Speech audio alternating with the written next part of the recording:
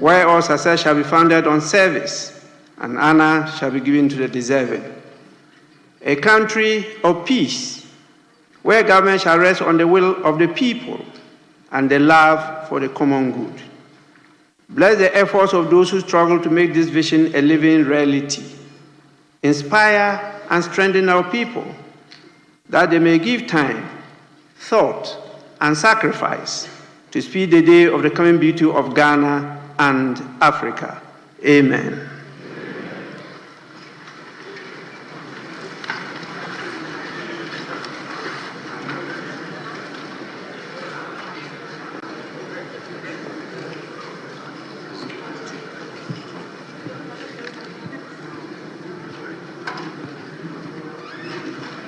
Honorable members, due to the nature of business today, we have to vary the order of business as captured on the order paper. And so I want to call on you to let us start with order paper addendum. Order paper addendum. So we move straight to at the commencement of public business. Sorry? Mr. Speaker. Yes, please. We don't, with respect, we don't have the order paper addendum. So I would like to draw your attention to that. We haven't seen it.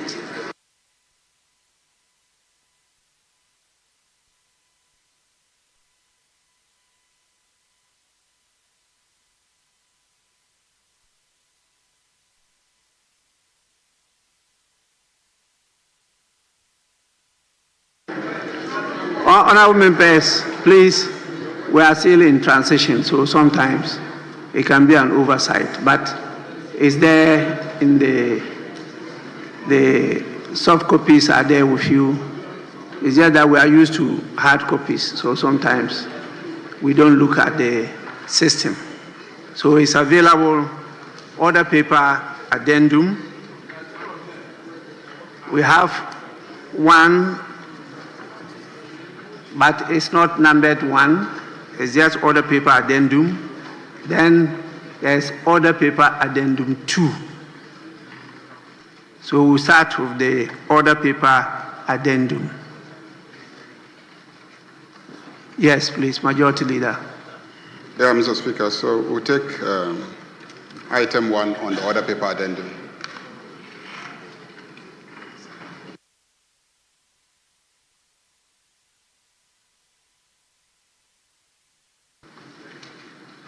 So in the order of our business, it is preferable for us to start with item 3 before we come to presentation and first reading of bills and presentation of instruments. Yes, Deputy Minority Leader. Thank you, Mr. Speaker. Mr. Speaker, I think I whispered something in your ear that we would like our Chief Whip to make a statement before we take that agenda. Thank you. Yes, you are right. You whispered to me that you have a short statement you want to make to draw our attention to something. So please, may I listen to the Minority Chief Whip? Speaker, I'm grateful for your kind indulgence. Speaker, I say there's a lot of pain,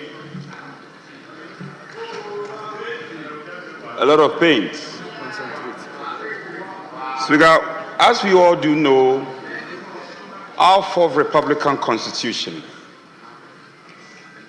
is the most sustained constitution in our body politics and history as a country. So, Speaker, increasingly, electoral violence is increasingly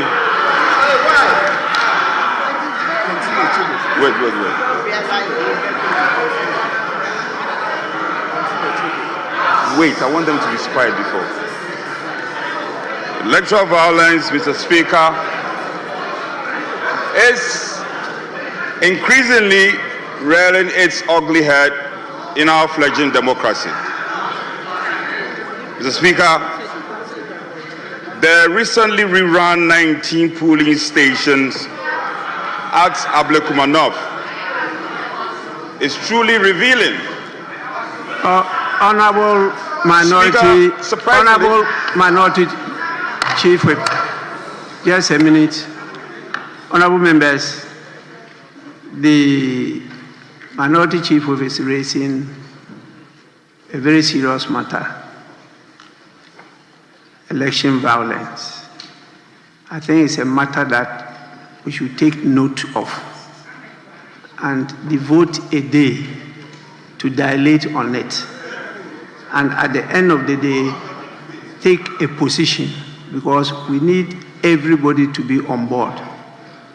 It takes away a lot of the shine of our democracy in this country.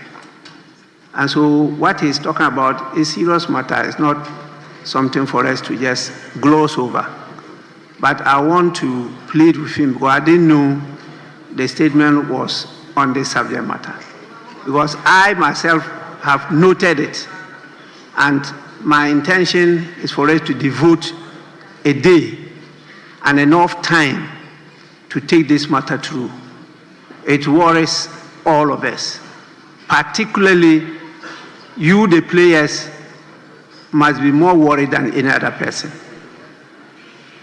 Because the violence will be meted up to no other persons apart from you, the players. So it's something that we should take some time, and I want to urge the Minority Chief Whip to let us stop today, because we don't have time to do that. And our nation, in spite of what we're talking about today, are focused on hearing what the minister is going to tell us about the media review. Then we'll get enough time to handle your matter. Thank you so much. Speaker, with respect, I will not on any day defy your authority. But Speaker, we have lined up a number of activities to back home our demands. And to the extent that these violence visited are not atoned, we cannot be part of the presentation of the media budget. And to that extent, Speaker, to that extent, we are exiting the parliament and cannot be part of this process.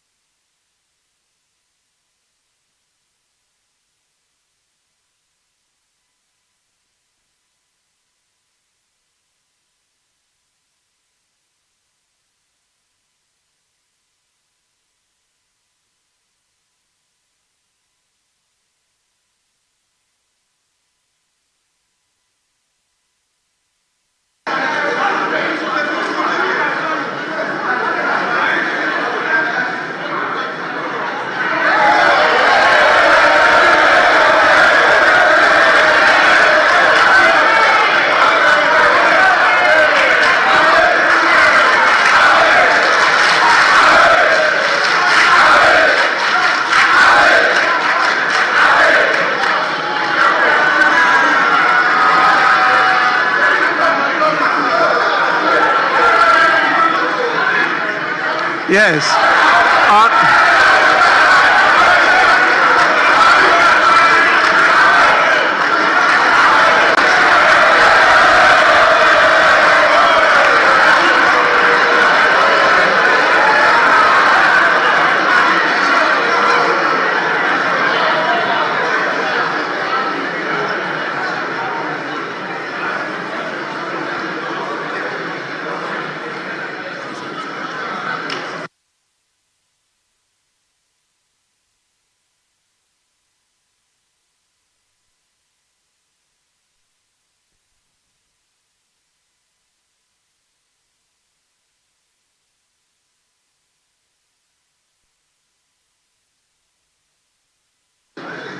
Yes, Majority Leader. Thank you very much, Mr. Speaker. This side of the House definitely agrees that electoral violence is not something that any of us should countenance. We do agree that as a country, we should be committed to ostracizing any form of electoral violence. We agree with them. Indeed, Mr. Speaker, yesterday I attended the National Executive Committee of the National Democratic Congress on behalf of this side of the House. And the issue of electoral violence was discussed. And I attended a meeting of the National Executive Committee of the National Democratic Congress, and there was a clear commitment by the National Executive Committee to take steps to deal decisively with the issue. Honorable Majority Leader, once I did not permit the statement to be made, I don't think it's proper for you to make comments on it. So what you've done is sufficient. Let's move on to business and do what is proper for today. Yeah. As I said, we have another day to discuss this matter. Yeah, Mr. Speaker, I agree with you. Just one last No, sentence. but it will not be fair that after I've stopped you, Yes. I allow you to make comments on it. Unfortunately, Mr. Speaker, we couldn't stop them from walking out. No. We couldn't stop them from walking out. Well, and the whole nation has seen them walk whether out. it's fortunate or unfortunate, that's a different thing altogether. Let's go on with today's business. That is so, Mr. Speaker. Please. Except that I will land. There's no except. There's no except. Okay, Mr. Speaker. So we will take item number 3 on the addendum order paper. Yes, honorable members, before we do that, let me just acknowledge the presence of our august visitors from a number of our schools and other institutions. We have over 32 students from the Boma Senior High School, led by the headmaster of the school in the person of George Ampofo. The school is located in the Tano North constituency. Yes, they are up there to my right side at the public gallery. Please, you are welcome. And what just happened is what we call a walkout.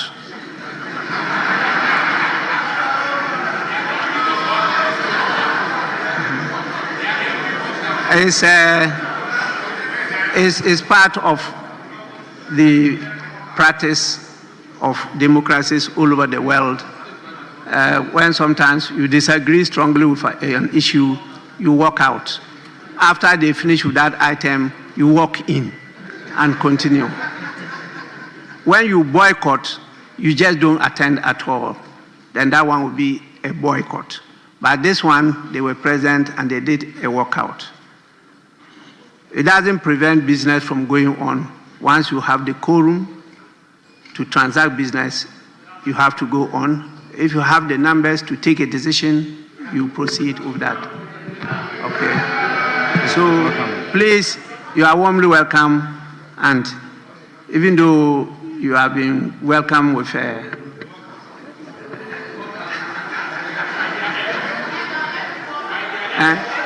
your MP welcome you, so please, you may resume your seat. It's an experience. I'm sure you never forget of it. Yes, we have 41 students also from Sewa Kese Girls Senior High School, also from Tano North. They are led by the head mistress of the school, in the person of Margaret Anane Ajay. They are also to my right.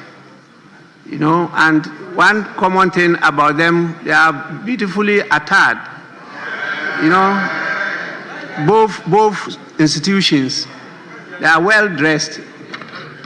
I hope you get time, even though he walked out, to take a picture with him. Please, you are welcome. You may resume your seats. We have students from the University Practice Senior High School, led by the teacher, Mr. Andrews Amo Smith. The school is located at the Cape Coast North constituency, and there are 36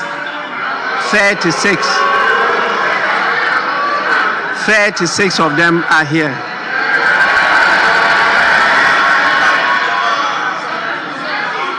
You are warmly welcome. Kindly resume your seat.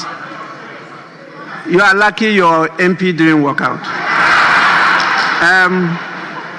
We have also from the Jamase Pentecost Child Development Center. There are 55 in number, and they are led by the director of the center in the person of Magdalene Kobla. This center is located in the Afija-Sechere East constituency. 55 of them are here. I, in the absence of your MP, welcome you to the House. But as I advised, please, it's a good opportunity to have a shot with the MP. I'm sure he'll be waiting outside for you. Honorable members, you may resume your seats. We also have the presence of a number of visitors from the Kona Presby Child Development Center. They are led by the director of the center in the person of Peter Kwache. There are 56 in number, and that is also from Afija-Sechere East constituency. It's a good day for you because you will never forget about this day. That you came, you saw, and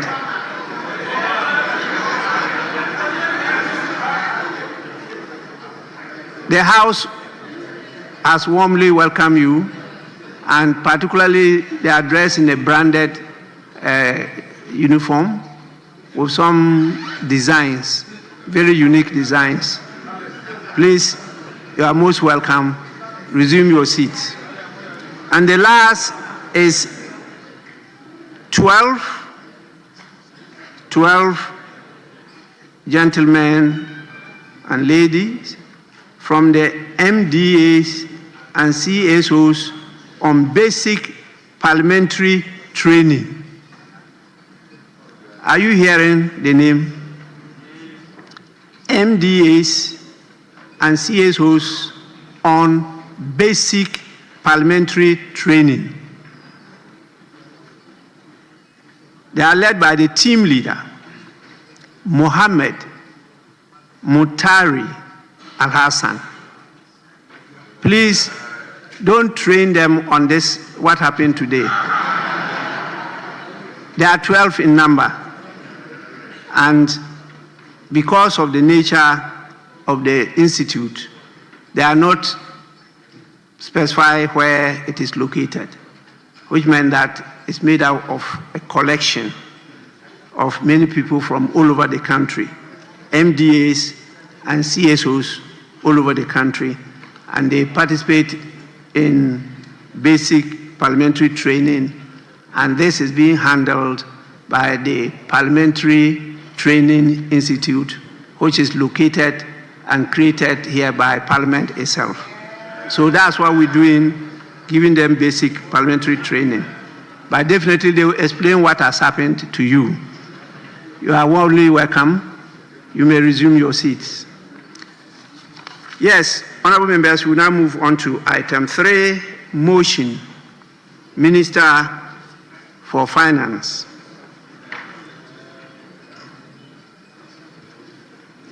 Majority Leader, you may usher in the Minister for Finance to move the motion.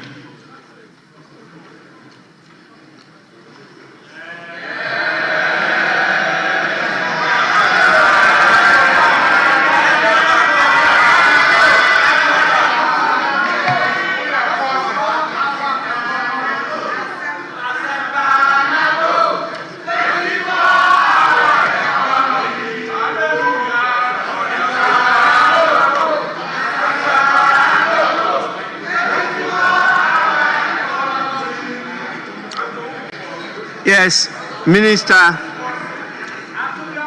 motion number 3, that this Honorable House approves the mid-year fiscal policy review of the budget statement and economic policy of the Government of Ghana for the 2025 financial year. Minister for Finance.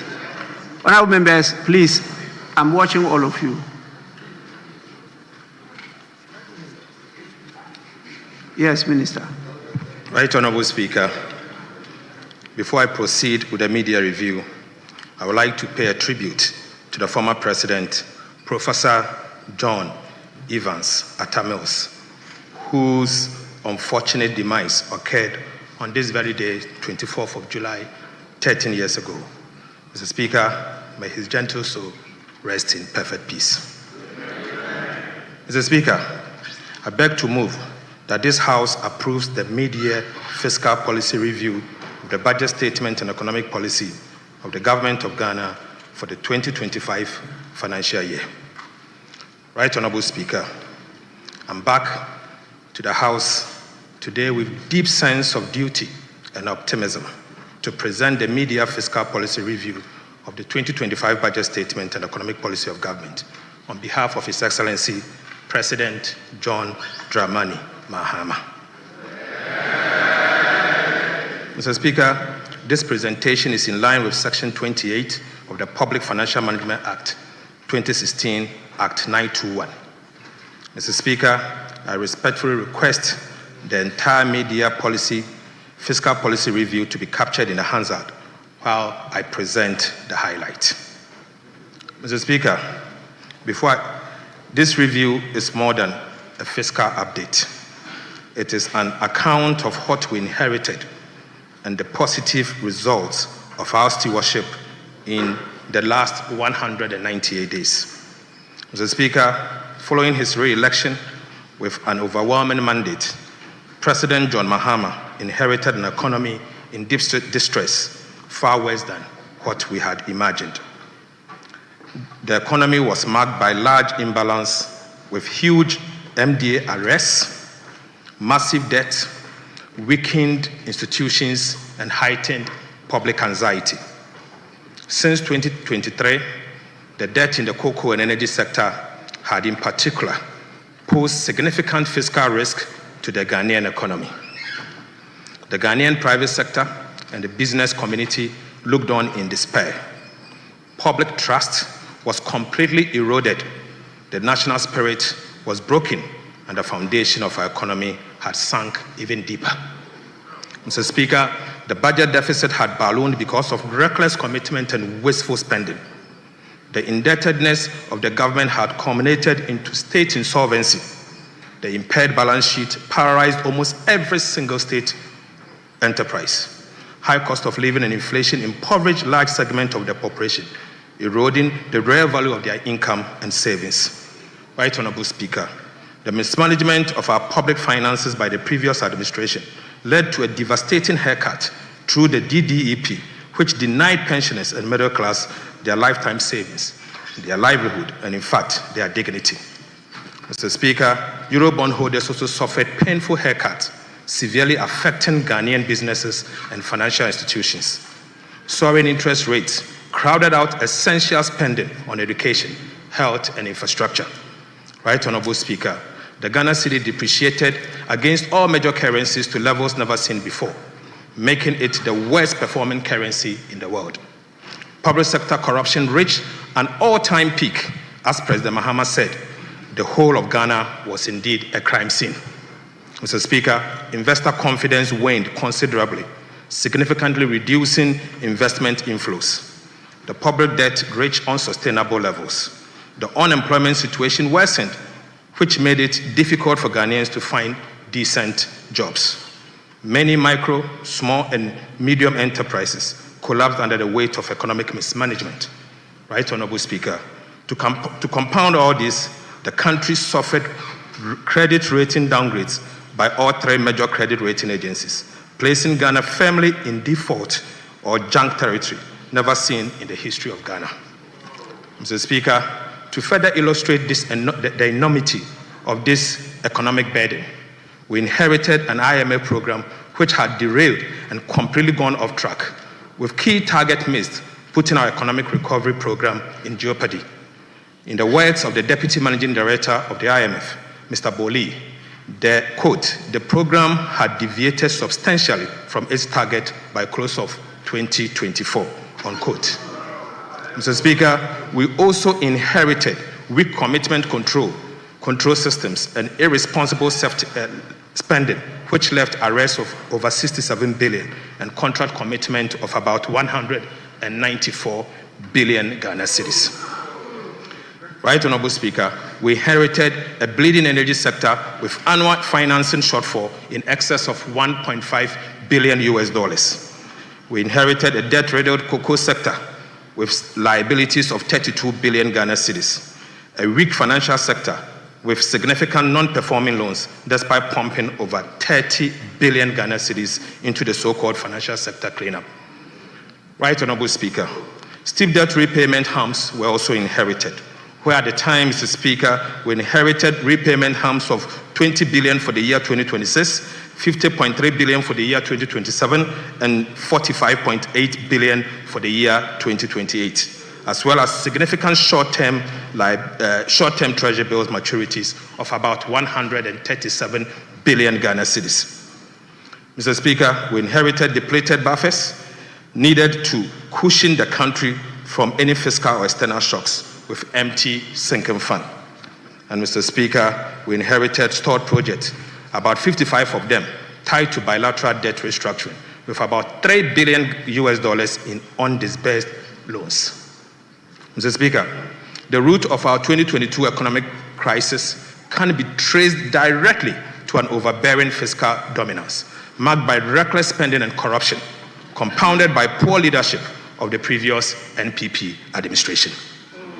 Mr. Speaker, the worsened fiscal situation spilled over into the monetary and external sector, causing a rapid depreciation of the Ghana cedis. The monetary financing by the central bank reached an all-time high, driving inflation to levels never seen in decades. Mr. Speaker, there was a complete lack of coordination between the Ministry of Finance and the Bank of Ghana, signaling the highest level of incompetence in the management of our economy.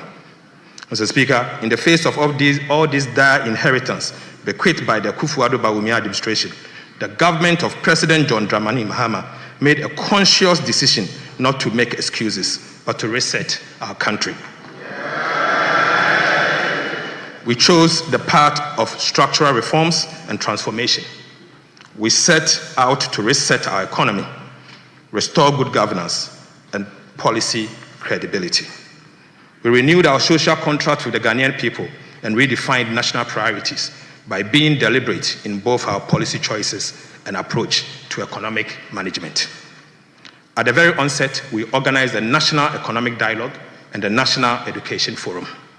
Mr. Speaker, we held direct engagement with key groups and stakeholders, including market women, trade unions, youth organizations, and traditional leaders. Mr. Speaker, you may recall that clear policy measures were outlined in the 2025 budget presented to this House in March this year. In our new economic model, Mr. Speaker, we tightened fiscal discipline without compromising social spending. Right, Honorable Speaker, the recent IMF Executive Board affirmed this new economic management model, noting that faced with large policy slippage and reform delays at end 2024, the new NDC administration had taken bold corrective actions to maintain the program on track. Right, Honorable Speaker, the IMF further noted that these corrective actions, combined with continuous structural reforms, and an improved external sector are expected to result in economic stability, resilience, and inclusive growth. Mr. Speaker, we streamlined and increased investment in education, health, agriculture, and infrastructure, as well as employment. In fulfillment of our major manifesto pledge, we established the Ghana Gold Board through Act 1140 to accumulate foreign exchange to support the stability of the Ghana cedi. We have restored coordination between the Ministry of Finance and the Bank of Ghana to ensure a cohesive and integrated approach to economic policy making across relevant institutions. Mr. Speaker, in less than 200 days, we have brought back clarity, certainty, stability, and purpose to our economic policy direction. Right Honorable Speaker, we have made significant progress. The signs of recovery are obvious, evident, noticeable, visible, tangible, and they are being felt. Mr. Speaker, Ghana's fiscal position has significantly improved. The primary balance on commitment basis posted a surplus of 11.1% of GDP at the end of June 2025, beating the ambitious 0.4% surplus target for the same period. Right Honorable Speaker, the overall fiscal deficit on commitment basis was 0.7% of GDP, outperforming the target of 1.8% at the end of June 2025. Mr. Speaker, inflation has reduced significantly from 23.8% at the end of December 2024 to 13.7% at the end of June 2025. Mr. Speaker, it is important to note that this is the lowest since December 2021 and marks 6 months of continuous decline.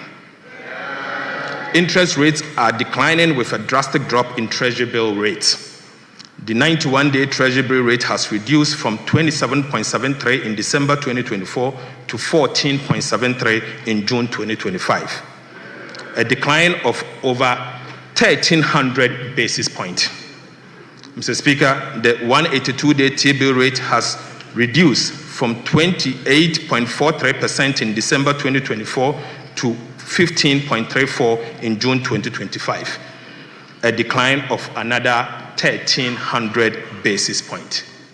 Mr. Speaker, the 364-day T-bill rate has also reduced from 29.95 in December 2025 to 15.76 in June 2025, marking a decline of over 1,400 basis points. Gross international reserves has significantly improved, Mr. Speaker. The Bank of Ghana accumulated $11.12 billion, covering 4.8 months of import at the end of June 2025. And this compares to $8.98 billion, covering a 4 month of import as at end December 2024. Mr. Speaker, the Ghana cedi has demonstrated exceptional resilience and strength in recent months. At the end of June 2025, the Ghana cedi appreciated by 42.6% against the US dollar, 30.3% against the British pound, and 25.6% against the euro. This is a significant reversal compared to the same period in 2024 when the cedi depreciated by 18.6%, 17.9%, and 16.0% respectively. Mr. Speaker, so far, we have almost reversed all the cedi depreciations in the year 2022, 2023, and 2024.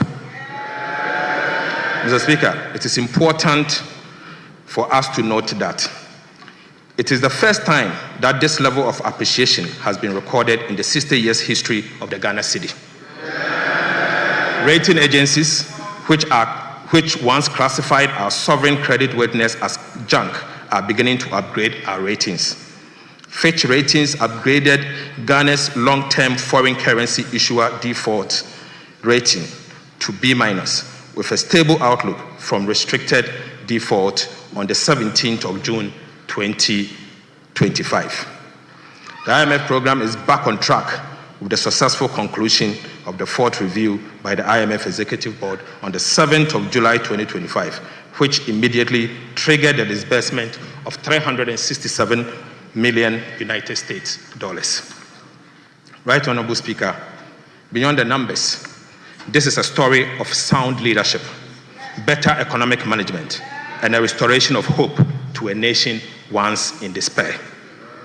Let me, on behalf of the President John Mahama, sincerely thank the people of Ghana for their trust, patience, and continued support. We do not take your sacrifice for granted. Mr. Speaker, this government did not come to simply manage the decline. We came to reverse it and reset our country. The gains of these first 6 months are just the beginning. Mr. Speaker, these early successes only encourages us to stay the focus, stay disciplined, and continue to do more for the people of Ghana. There is still a long road ahead, but our steps are now steadier. Our direction clearer, and the national spirit has been lifted with the gradual restoration of hope in our democracy. We have moved from promises to purpose, from ineptitude to action, and from distress to relief. Mr. Speaker, we have established policy credibility and restored credit worthiness. Right, Honorable Speaker, the rest of my presentation will focus on 4 areas: macroeconomic performance for the first 6 months of 2025, the status of Ghana's debt restructuring, and the status of implementation of key government programs. Before I conclude, macroeconomic performance, Mr. Speaker, for January to June 2025. Mr. Speaker, the first half of 2025 has demonstrated our government commitment to economic recovery. Through prudent fiscal management, sound monetary policies, effective structural reforms, and strategic investment, we are laying a solid foundation for sustainable growth and shared prosperity. To put the assessment of the economy in the first half of 2025 in a proper perspective, it will be useful to restate the ambitious yet attainable macroeconomic target we set for ourselves for the year 2025. Mr. Speaker, we set for ourselves an overall real GDP growth of at least 4%, non-oil real GDP growth of at least 4.8%, end-year inflation rate of at least 11.9%, primary balance on commitment basis at a surplus of 1.5% of GDP, and gross international reserves covering not less than 3 months of import cover. Right, Honorable Speaker, I now take you to the real sector. Mr. Speaker, despite global economic uncertainties, Ghana's economy demonstrated robust growth. In the first half of 2025, the economy expanded by 5.3%, up from 4.9% in the same period of 2024, marking the highest first quarter growth since 2020. The agriculture sector led this growth with a remarkable 6.6% increase, about 3 times the growth in the first quarter of 2024. The agriculture sector growth contributed 26.4% of the overall first quarter growth. The fishing subsector grew the most at 16.4%. Mr. Speaker, the service sector constituting the largest share of the economy of 46.8% grew by 5.9% and contributed 47.9% to the overall first quarter growth, with information and communication technology leading the growth in the sector at 13.1%. Industry grew by 3.4% in the first quarter of 2025, contributing 20.6% to the overall first quarter growth. Manufacturing also posted an impressive growth of 6.6%. Right, Honorable Speaker. Non-oil GDP growth, the real sector, also picked up strongly, growing at 6.8% in the first quarter of 2025, compared to the growth rate of 4.3% in the same period in 2024. Importantly, Mr. Speaker, the non-oil GDP growth is the highest since 2018. It is expected that with the introduction of our 24-hour economy policy, the Big Push program, and the Agriculture for Economic Transformation program, the GDP growth will be sustained and possibly exceed the target of 4% for the year 2025. Mr. Speaker, I now take you to prices. Right Honorable Speaker, we pledge to pursue the following to reduce inflation. We pledge to implement aggressive fiscal consolidation drive aimed at reducing the fiscal deficit and borrowing. Mr. Speaker, we pledge to stabilize the exchange rate to reduce inflation on items that rely on the exchange rate for pricing, such as fuel, transportation, imported sugar, rice, and cooking oil. We pledge to implement policies that target items with large weight in the CPI basket, such as transportation and utilities, to reduce their prices. We also pledge to implement, through the Bank of Ghana, to implement an appropriate monetary policy stance and use its liquidity management interventions to support the disinflation process. And finally, Mr. Speaker, we pledge to implement agriculture for economic transformation agenda to reduce food inflation. Mr. Speaker, it is instructive to know that these intentional policies announced in the 2025 budget to tame inflation are yielding massive results. Inflation pressures have eased significantly. The drastic fall in inflation is not by chance or sheer luck, but as a result of hard work and deliberate government policies. Mr. Speaker, consumer price inflation has reduced from 23.8% in December 2024 to 13.7% in June 2025. This represents a massive 10.1 percentage point decline. Similarly, producer price inflation saw a sharp decline from 26.1% in December 2024 to 5.9% in June 2025, representing a steep decline of 20.2 percentage points in just 6 months. Mr. Speaker, food inflation declined from 27.8% in December 2024 to 16.3% in June 2025, representing an encouraging 11.5 percentage point reduction. Non-food inflation also declined from 20.3% in December 2024 to 11.4% in June 2025, representing 8.9 percentage point reduction. Inflation for locally produced goods and services declined from 26.4% in December 2024 to 14% in June 2025. Right Honorable Speaker, inflation for imported items decreased from 18% in December 2024 to 12.5% in June 2025. These improvements are reflective of the effective fiscal consolidation, tight monetary policy, strong central bank reserves, and the appreciation of the Ghana cedis. Mr. Speaker, with this trend, we are focused and determined to achieve our end December 2025 inflation target of 11.9% ahead of schedule. Mr. Speaker, let me assure this House and the people of Ghana that things can only get better in the coming days. Mr. Speaker, I now take you to interest rate movement. Interest rates have declined, reflecting improved macro conditions. Mr. Speaker, the 91-day Treasury bill rate has reduced by 13 percentage points from 27.7% in December 2024 to 14.7% in June 2025. Similar trends were observed in the 182 days and the 364 days bills. The 182-day Treasury bill rate decreased by 13.1 percentage points from 28.43% in December 2024 to 15.34% in June 2025. The 364 Treasury bill rate also declined by 14.19 percentage points from 29.95% in December 2025 to 15.76% in June 2025.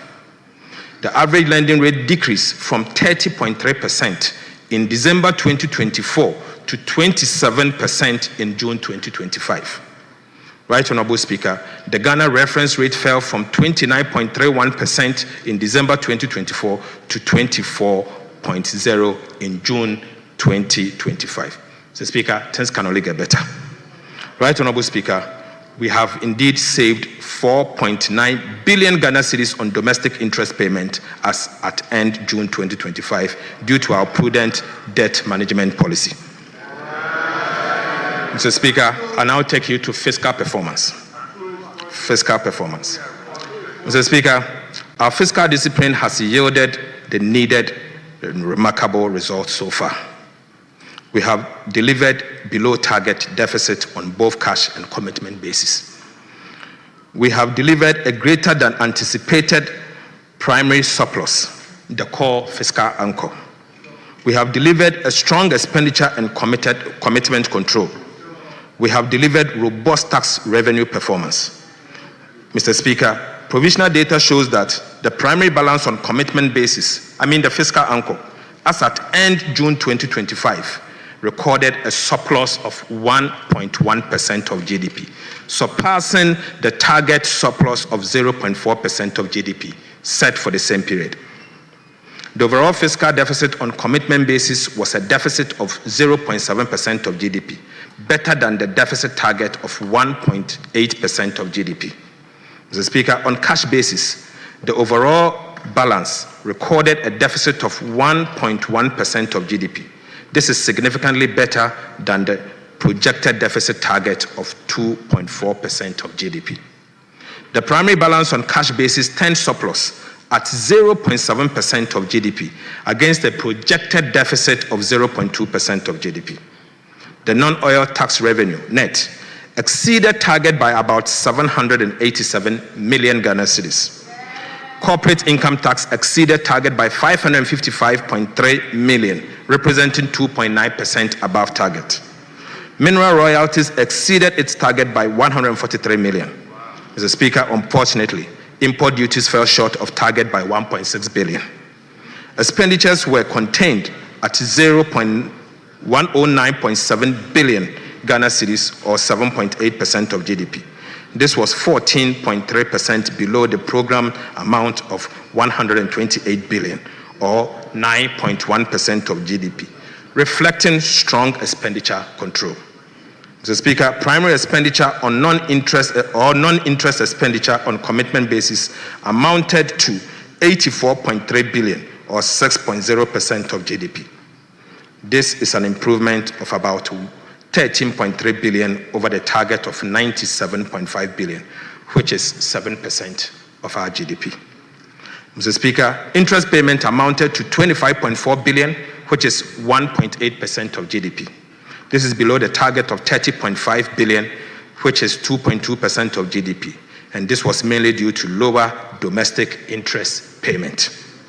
Domestic interest payment amounted to 21.6 billion against a target of 26.5 billion, representing a reduction of 4.9 billion Ghana cedis, mainly on account of lower than planned domestic borrowing and the decline in the T-bill rates. Mr. Speaker, external interest payment amounted to 3.8 billion Ghana cedis against a target of 4 billion, due mainly to the appreciation of the Ghana cedis. Other expenditure, mainly comprising energy sector levies, transfers and energy sector payment shortfalls, amounted to 11.4 billion Ghana cedis, or 8% of GDP. This was 12.7% below the target of 13.1, or 0.9% of GDP for the same period. Right Honorable Speaker, arrest clearance amounted to 4.8 billion Ghana cedis. It is important to know that there was no build-up in arrest payable during the period under review, signaling strong commitment control and fiscal discipline. Mr. Speaker, we are very different from our friends that decided to flee from the chamber. Mr. Speaker, the deficit was largely financed from domestic sources, with net domestic financing of 13.1 billion, well below the 18.7 billion target. The net foreign financing was 2.8 billion, mostly from the utilization of the 4.5 billion IMF disbursement. Mr. Speaker, between 1st of January to 6th of January, the IMF disbursement of 4.5 billion was spent before the Mahama administration took office, just in 6 days. Mr. Speaker, project loan disbursement was 2.4 billion Ghana cedis. Mr. Speaker, even though Ghana is relying on the domestic market for financing, we have borrowed less than we planned, signifying strong expenditure control and fiscal discipline. Right Honorable Speaker, this is a strong signal to the investor community and all stakeholders that the needed fiscal consolidation is happening here in Ghana and it will be sustained. Right Honorable Speaker, Ghana is back on the international scene. Mr. Speaker, exchange rate development. Right Honorable Speaker, government commitment to implement the following measures to implement the following measures to stabilize the exchange rate. Mr. Speaker, we committed to establish the Ghana Gold Board to enhance the generation and accumulation of foreign exchange to support the stability of our currency. Mr. Speaker, we committed to pursue strong fiscal consolidation through the reduction in public sector spending and the fiscal deficit to reduce the pressures on the exchange rate. Mr. Speaker, the Bank of Ghana also committed to implement appropriate FX forward auction to support the stability of the cedi. And Mr. Speaker, finally, we committed that the 24-hour economy and accelerated export development program will boost local production and reduce reliance on export.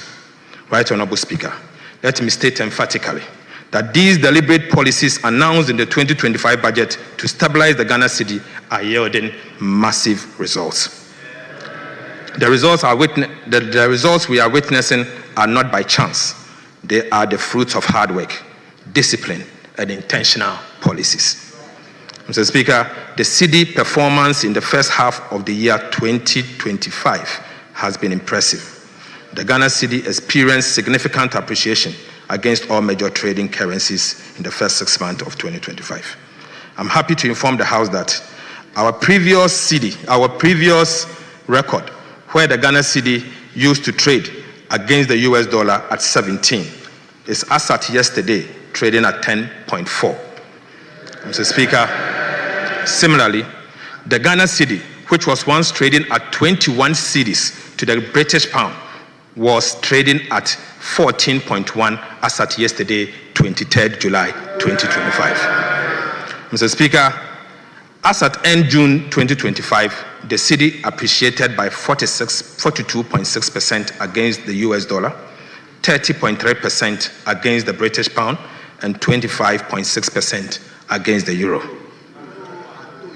This is a significant improvement over the cedi depreciation of 18.6%, 17.9%, and 16.0% against the US dollar, British pound, and the euro.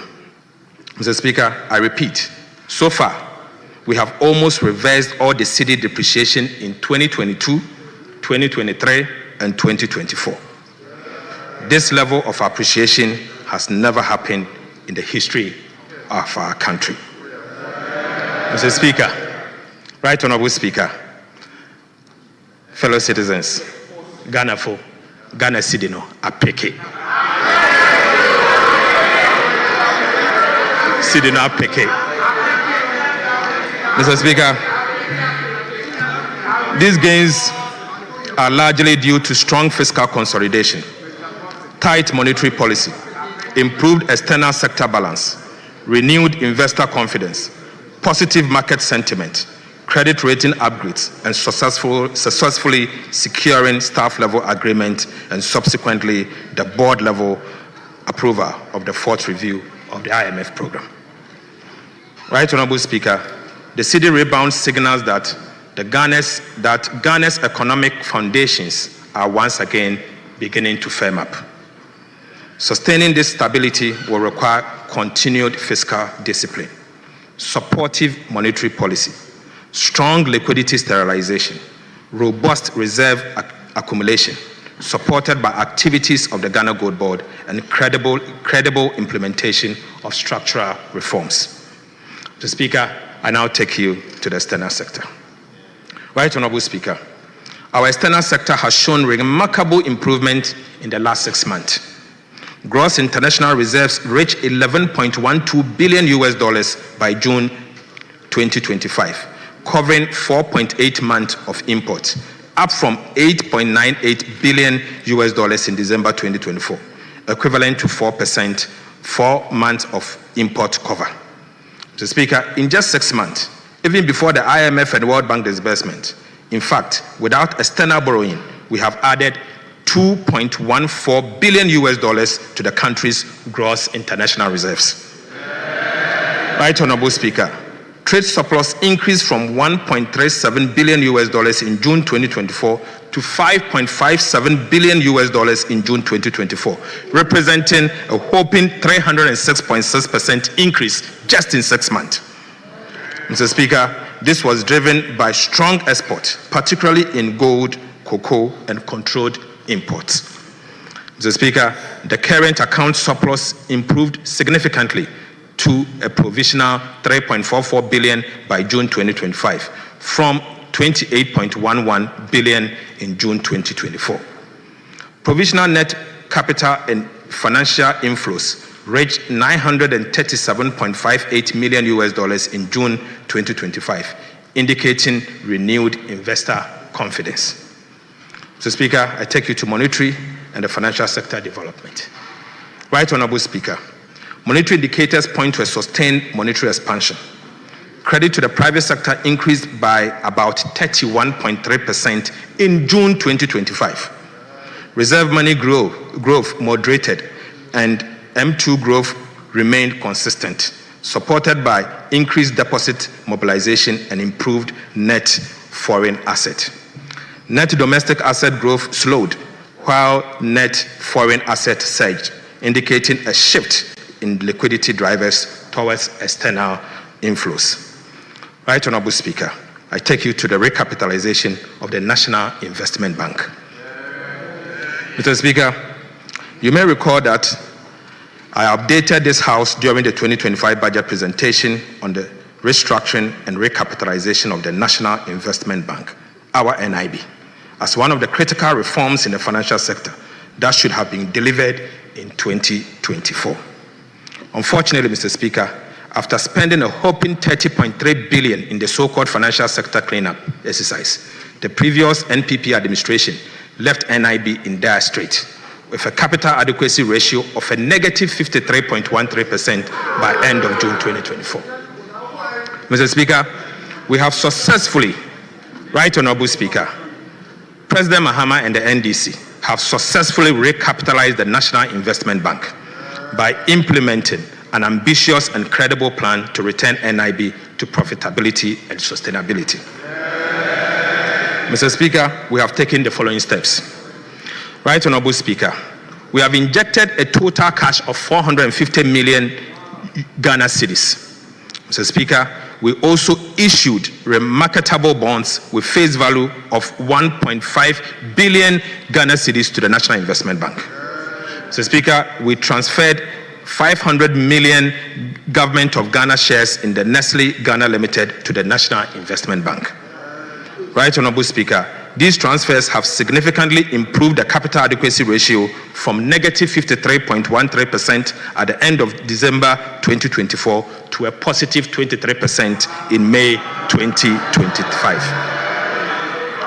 Mr. Speaker, by taking these major steps, we have preserved depositors' fund valued at 6.4 billion Ghana cedis.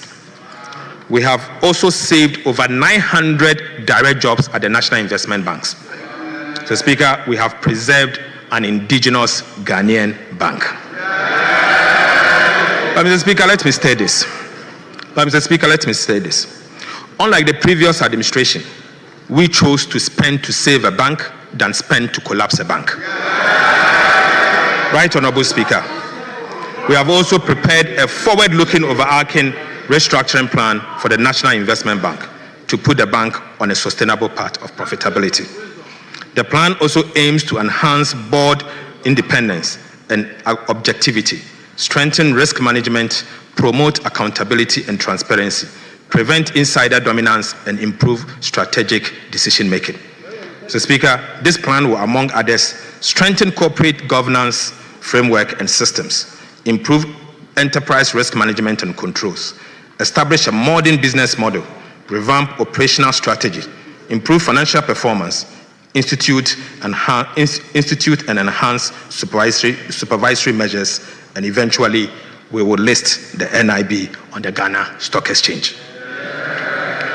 Right, Honorable Speaker, NIB now has a total paid-up capital of 3.4 billion Ghana cedis and a capital adequacy ratio of 23%. Mr. Speaker, on behalf of the President, I want to use this opportunity to assure the people of Ghana and depositors that our indigenous bank, the National Investment Bank, is now prime for business. More importantly, Mr. Speaker, NIB is back. NIB is now liquid. NIB is now safe. NIB is fully capitalized. Mr. Speaker, we therefore encourage all and sundry to do business with the revitalized National Investment Bank, NIB. Mr. Speaker, I now take you to credit ratings. Credit ratings. Mr. Speaker, the progress we are making in our economic reforms and debt restructuring effort has been recognized internationally. On the 16th of June 2025, Fitch Rating upgraded Ghana's long-term foreign currency issuer default rating to B-, with a stable outlook from restricted default, the first time since 2021. Fitch cited significant exchange rate appreciation, declining debt levels, strong nominal GDP growth, increased reserve accumulation, and normalized relationship with external creditors as key drivers. Right, Honorable Speaker, to sustain these gains, we will, among others, do the following. We'll maintain fiscal discipline through continued implementation of prudent policies to promote fiscal and debt sustainability. We will continue the aggressive revenue mobilization by strengthening tax collection systems and broadening the tax base to increase domestic revenue without overburdening the citizens. Mr. Speaker, we will accelerate structural reforms in public financial management, including transparency and accountability measures to improve efficiency and reduce corruption. Mr. Speaker, we will strengthen monetary policy framework, and the central bank will lead this to complement the effort that we are doing. Mr. Speaker, we will diversify the economy through investment in sectors beyond traditional export to reduce the vulnerability to commodity price shocks and continue to maintain strong relationship with our international financial institutions and development partners to support ongoing reforms and assess technical assistance. Mr. Speaker, it's expected that other rating agencies, namely S&P and Moody's, will follow suit, given the remarkable progress we are making in ensuring economic stability and promoting inclusive growth. Right, Honorable Speaker, this is just the beginning. We are determined to do better than B-. Ghana indeed deserves better than B-. Right, Honorable Speaker, I now take you to fiscal policies and give you an update. Mr. Speaker, I start with VAT reforms. Mr. Speaker, in the 2025 budget statement, we reaffirmed our commitment to the people of Ghana and the business community to undertake comprehensive value-added tax reforms this year. These reforms are aimed at addressing the distortions and cascading effect inherent in the current VAT structure. To support this effort, we also committed to seeking technical assistance from the International Monetary Fund, the IMF, and engage the people of Ghana. So, Speaker, I'm pleased to report that we have successfully completed our engagement with the IMF. Currently, the Ghana Revenue Authority, together with the Ministry of Finance, is undertaking a nationwide consultation process to sensitize key players in the trade and business sector on the VAT reform and solicit feedback from them. Right, Honorable Speaker, the Ministry of Finance hopes to complete this process by September 2025, prepare a new VAT bill by October 2025, and submit same to Parliament as part of the 2026 budget statement. Mr. Speaker, I would like to reassure the people of Ghana that at the minimum, the following will happen as part of the VAT Act. Amendment Bill. Mr. Speaker, COVID levy will be abolished. The effective VAT rate will be reduced. The punitive cascading effect of the GET Fund and NHIS levy will be removed. VAT flat rate will be removed. and a unified VAT rate will be implemented.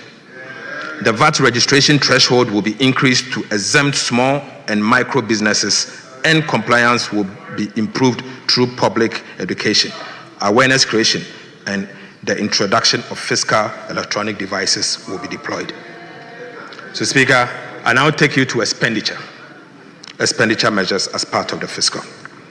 Right Honorable Speaker, as part of the fiscal consolidation strategy, we have taken measures to sanitize public sector payroll and rid it of ghost names. Subsequently, we engaged the Ghana Audit Service to undertake a nationwide payroll audit across all 16 regions of the country. So, Speaker, the Audit Service has completed 91% of the payroll audit. So far, the Audit Service has not been able to identify or verify over 14,000 workers. Mr. Speaker, again, they have identified 53,311 separated staff on the payroll. Mr. Speaker, separated staffs are staff who are either on retirement, reassigned, terminated, or are on leave without pay, or deceased, and yet remain on government payroll. Mr. Speaker, the Audit Service expects to recover a minimum of 150.4 million of unearned salary from the separated staff over 2023 and 2024 period alone. Right Honorable Speaker, going forward, we will enforce the monthly payroll validation process and strictly apply sanctions to all who validate ghosts for payment of salaries. Mr. Speaker, let me use this opportunity to strongly caution those who validate ghosts across the public service, that they will be personally liable for the loss of public fund. Mr. Speaker, let me repeat. Let me use this opportunity to strongly caution those who validate ghosts across the public service that they will be personally liable for the loss of public funds. Right Honorable Speaker, the Ministry of Finance will continue to monitor this payroll and put in place measures to prevent ghosts on the payroll going forward. Mr. Speaker, I now give you an update on the arrears payable audit that we did. Mr. Speaker, in the 2025 budget, we announced the launch of an audit of arrears and payables as at end December 2024. The Ghana Audit Service partnered with EY and PwC to undertake this audit. Mr. Speaker, the Audit Service was tasked to audit and validate 68.7 billion Ghana cedis. Mr. Speaker, 68.7 billion Ghana cedis. So far, Mr. Speaker, 87% of the audit has been completed. Results show so far are as follows. Mr. Speaker, a total of 28.3 billion Ghana cedis has been validated for payment. Mr. Speaker, 27.3 billion is pending validation as we speak. Right Honorable Speaker, an amount of 3.6 billion Ghana cedis has been rejected because of errors, duplication, and non-compliance with PFM and procurement rules. So, Speaker, of this amount, 562.6 million is without adequate supporting document. So, Speaker, the outcome of this audit will blow your mind. Blow your mind. So, Speaker, the audit is expected to be completed by end of August 2025. Once finalized, we will update the House on the findings and outcomes. So, Speaker, I now take you to update on the IMF program. Update on the IMF program. Right Honorable Speaker, Ghana remains on track on the implementation of the IMF program. A staff level agreement was reached during the fourth review mission in April 2025, and we received executive board approval on the 7th of July 2025. This unlocked $367 million disbursement, bringing the total disbursement under this program to $2.3 billion. The fifth review, which is scheduled for September 2025, will be based on June 2025 data. Mr. Speaker, I'm comfortable that Ghana is on course to achieve most of the target for the fifth review. Mr. Speaker, I now take you to public debt development. Public debt development. Right Honorable Speaker, our commitment to fiscal discipline through prudent debt management and exchange rate appreciation has resulted in a significant improvement in Ghana's debt profile. Public debt reduced from 726.7 billion as at end December 2024 to 613 billion as at end June 2025. Mr. Speaker, Ghana's public debt reduced by 113.7 billion Ghana cedis in 6 months. Mr. Speaker, for the first time in Ghana's history, there is a negative 15.6% rate of debt accumulation. Right, Honorable Speaker, Ghana's public debt to GDP ratio as at end June 2025 was 43.8% from the 61.8% of end December 2024. Mr. Speaker, Ghana's public debt as a percentage of GDP reduced by 18% of GDP in the last 6 months. Ghana's foreign debt as a percentage of total public debt declined from 57.4% as at end December 2024 to 49% by end June 2025. Mr. Speaker, this has significantly improved Ghana's debt sustainability. Mr. Speaker, I now take you to update on debt restructuring. Update on debt restructuring. Right, Honorable Speaker, government remains committed to restructuring our bilateral and commercial debt under the G20 Common Framework. On the 24th of June 2025, the House approved an indicative terms of the Memorandum of Understanding between Ghana and Official Creditors Committee. On behalf of His Excellency the President, I wish to thank this House for swift action, which has enabled Ghana to begin negotiation for the signing of bilateral agreement with each of the creditor countries. We are ready to sign the agreement with 2 countries as at tomorrow. Mr. Speaker, it is expected that 4 agreements will be signed by close of tomorrow. First, we'll sign with France, and the second will sign with another country yet to be confirmed. Mr. Speaker, on the commercial debt restructuring, we have signed non-disclosure agreement, NDAs, with some commercial lenders, in line with the government's strong commitment to honoring its debt obligation. We have made 2 debt service payments of about $700 million to our Eurobond holders. Mr. Speaker, on the domestic front, government continues to meet its commitment towards the domestic bondholders. For the first half of 2025, a total of 9.8 billion Ghana cedis was paid to coupons to DDEP bondholders, of which 3.6 billion Ghana cedis was capitalized. Right, Honorable Speaker, for non-tendered bondholders, government paid a total of 1.1 billion Ghana cedis. This was the outstanding debt service as at 2024. Mr. Speaker, for the second half of 2025, an amount of 10.2 billion Ghana cedis is due as coupon payment on the DDEP bonds and 724.1 million as debt service for the non-tendered bondholders. It is important to note that government remains committed to honoring its debt service obligation, and therefore, we have made sufficient preparation towards the settlement of this debt, and bondholders should not worry, this amount will be paid in due course.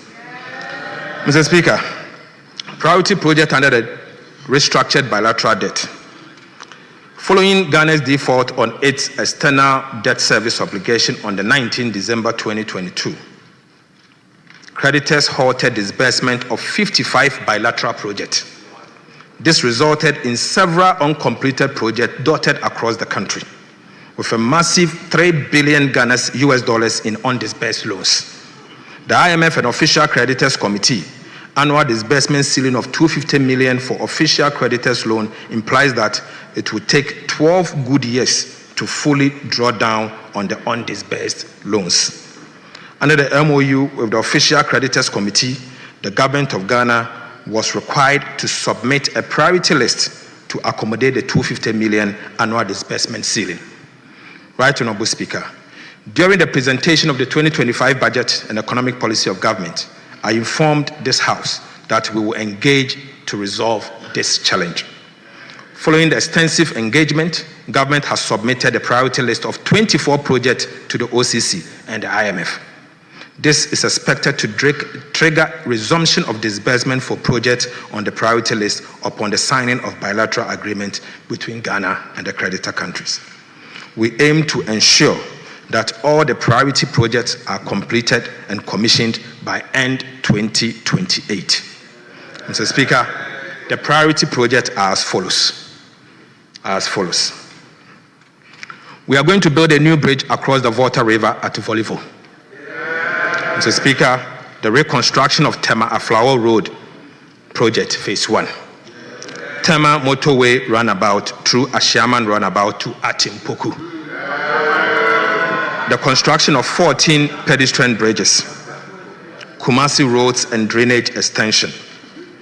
Mr. Speaker, Power Grant interchange and the Sekendi Takrady Township Road, phase 1. Rehabilitation of Domi Kitasi Road. Obichebi Lamte interchange, phase 2. Bogatanga Boko Pomakrom Road.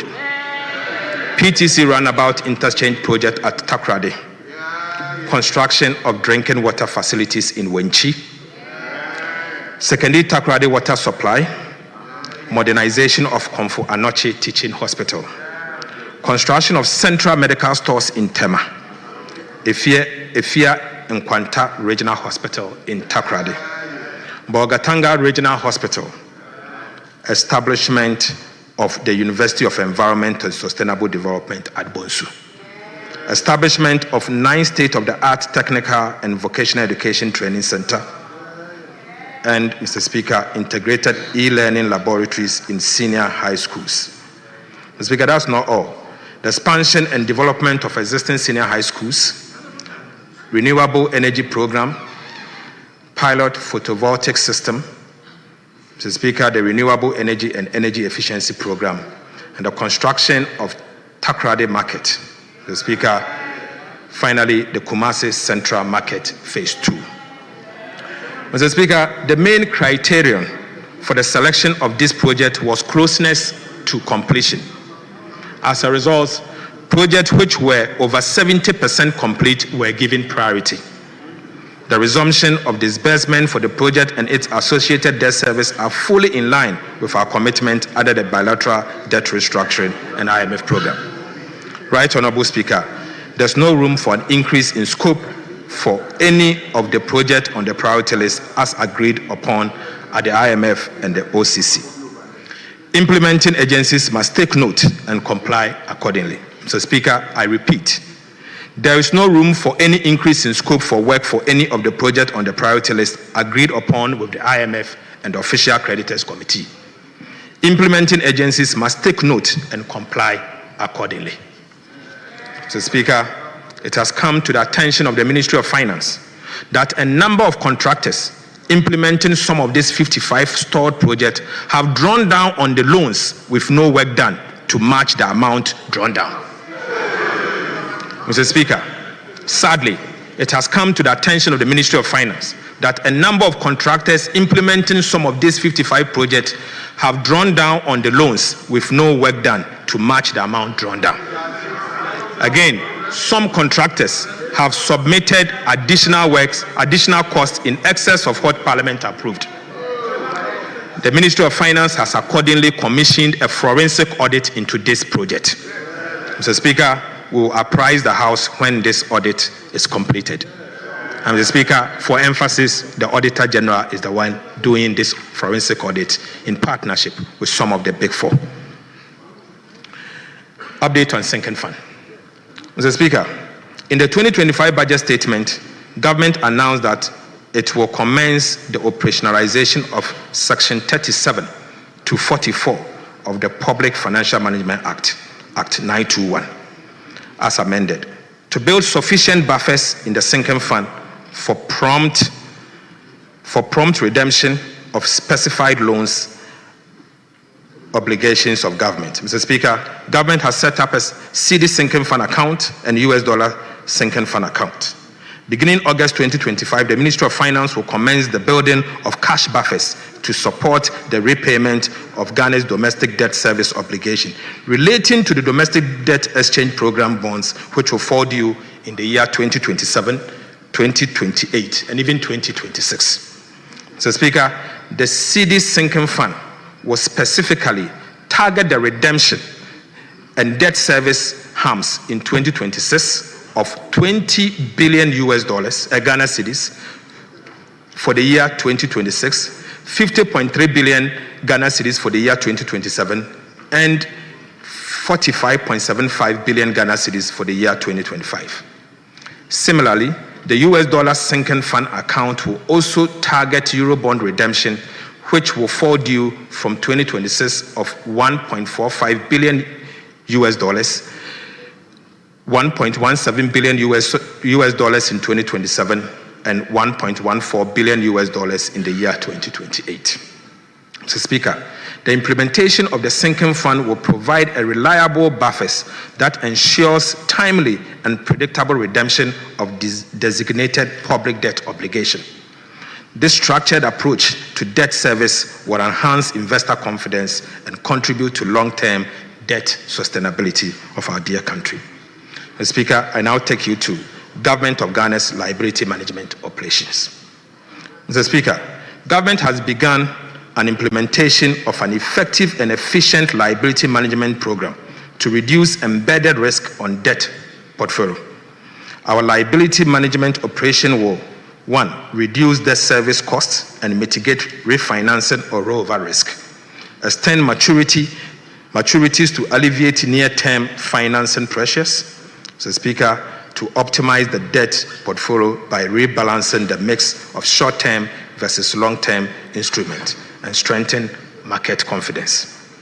Under our liability management operations, Mr. Speaker, we will analyze the domestic bond market to assess suitability for bonds buybacks. We will carefully sequence issuance of benchmark securities and prioritize longer dated tenor to establish a stable yield curve. Mr. Speaker, I take you to primary dealers and bond market specialist system as we inherited. Mr. Speaker, our debt management strategy is to use treasury bills for cash management purposes only. We intend to reopen the domestic bond market to finance the budget deficit. The reopening of the domestic bond market will aim at creating a more competitive primary market that can deliver the volume and pricing to enable the government lower its borrowing costs. Mr. Speaker, beginning August 2025, we will commence the selection of new book runners to assist government in the reopening of the domestic bond market. Mr. Speaker, for emphasis, beginning 2025 August, the government of Ghana will commence the selection of new book runners to assist government in the reopening of the domestic bond market. Mr. Speaker, the selection of book runners will focus on banks and investment dealers with the ability to achieve a wider market distribution and advice on pricing and structuring.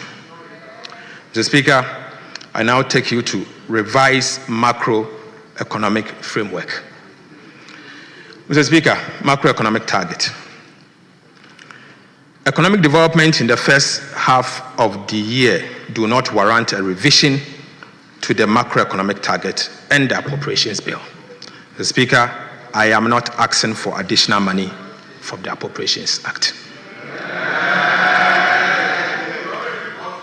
We maintain the following macroeconomic target for 2025. 1, overall GDP growth at least 4.0%. At least. Non-oil GDP growth of at least 4.8%. End-year inflation rate of 11.9%. Primary balance on commitment basis at a surplus of 1.5% of GDP. And gross international reserves covering not less than 3 months of import. Mr. Speaker, although we have made significant progress, we are cautiously optimistic. Right Honorable Speaker, despite maintaining our macroeconomic target for 2025, including the primary balance on commitment basis of a surplus of 1.5% of GDP, we are revising both revenue and expenditure projections to reflect the impact of the additional revenue from the Energy Sector Levies Amendment Act 2025, Act 1141. Revisions to revenue. Right Honorable Speaker, As a result, total revenue and grant has been revised upwards from the 2025 budget target of 227.1 billion to 229.9 billion, or from 16.2% of GDP to 16.4% of GDP. This represents a nominal increase of 1.3%. Mr. Speaker, the additional revenue of 2.9 billion Ghana cedis will come from the increase in revenues from the amendment to the Energy Sector Levies Act. Mr. Speaker, I now take you to revisions to expenditures. Mr. Speaker, total expenditure on commitment basis has been revised downwards from 269.5 billion from the original budget projection of 270.9 billion Ghana cedis. However, primary expenditures has been revised upwards to 209.6 billion from the original budget projection of 206.8 billion Ghana cedis. This upward adjustment reflects an increase in the allocation to support energy sector payment. Mr. Speaker, interest payments have been revised downwards by 4.3 billion Ghana cedis from the original budget projection of 64.1 billion to 59.9 billion cedis. Right Honorable Speaker, domestic interest has been revised downwards by 5.1 billion Ghana cedis, mainly on account of gains from the reduction in the treasury bill rates as a result of the implementation of our prudent debt management policies. However, external interest payments have been revised upwards by 795 million to make additional provision for debt service due on post-cutoff date disbursement made by our bilateral creditors since 2023. Mr. Speaker, energy sector payments have also been revised upwards by 2.9 billion Ghana cedis to provision for fuel purchases for power generation. Mr. Speaker, I now take you to overall balance and financing. Right Honorable Speaker, notwithstanding the revisions to revenue and expenditure, the primary balance on commitment basis remains unchanged at a surplus of 1.5% of GDP. Based on the revisions to revenue and expenditure, the following fiscal balance on cash basis improves from a deficit of 4.1% of GDP to 3.8% of GDP. I mean the fiscal balance. The overall fiscal balance on commitment basis improves from a deficit of 3.1% to 2.8%, and the projected annual borrowing needs of government reduced by 4.3 billion Ghana cedis. Simple put, we will be borrowing less by 4.3 billion Ghana cedis. Mr. Speaker, risk to 2025 budget, risk to the 2025 fiscal framework. Mr. Speaker, despite the robust fiscal performance, there are some underlying risks which pose a threat to the 2025 fiscal framework. The risks are as follows: shortfalls in customs revenue, smuggling of marine gas oil, mounting wage pressures, and pricing and award of contract in foreign currency. Mr. Speaker, I'll take them one by one. Customs revenue. Right Honorable Speaker, customs revenue recorded a significant shortfall of 1.6 billion, even though the overall revenue is doing well, representing 12.7% reduction from the first half of 2025. This performance is attributed to systemic revenue leakage at key customs collection points, particularly the Tema Port and the smuggling of goods across our land borders. Mr. Speaker, these developments pose risk to the attainment of our revenue target for the year 2025. To mitigate these risks, government is implementing the following measures to address the existing operational challenges to safeguard revenue. 1, we will adopt the use of artificial intelligence, AI, to minimize human interference in revenue assessment, supporting the validation of the country of origin, as well as the accuracy of classification and valuation of imported goods. Mr. Speaker, we are rolling out advanced cargo information system to ensure that the Ghana Port and Harbours Authority, GPHA, and the Ghana Revenue Authority, the GRA, receives comprehensive shipment detail at least 24 hours prior to vessel departure from the port of origin.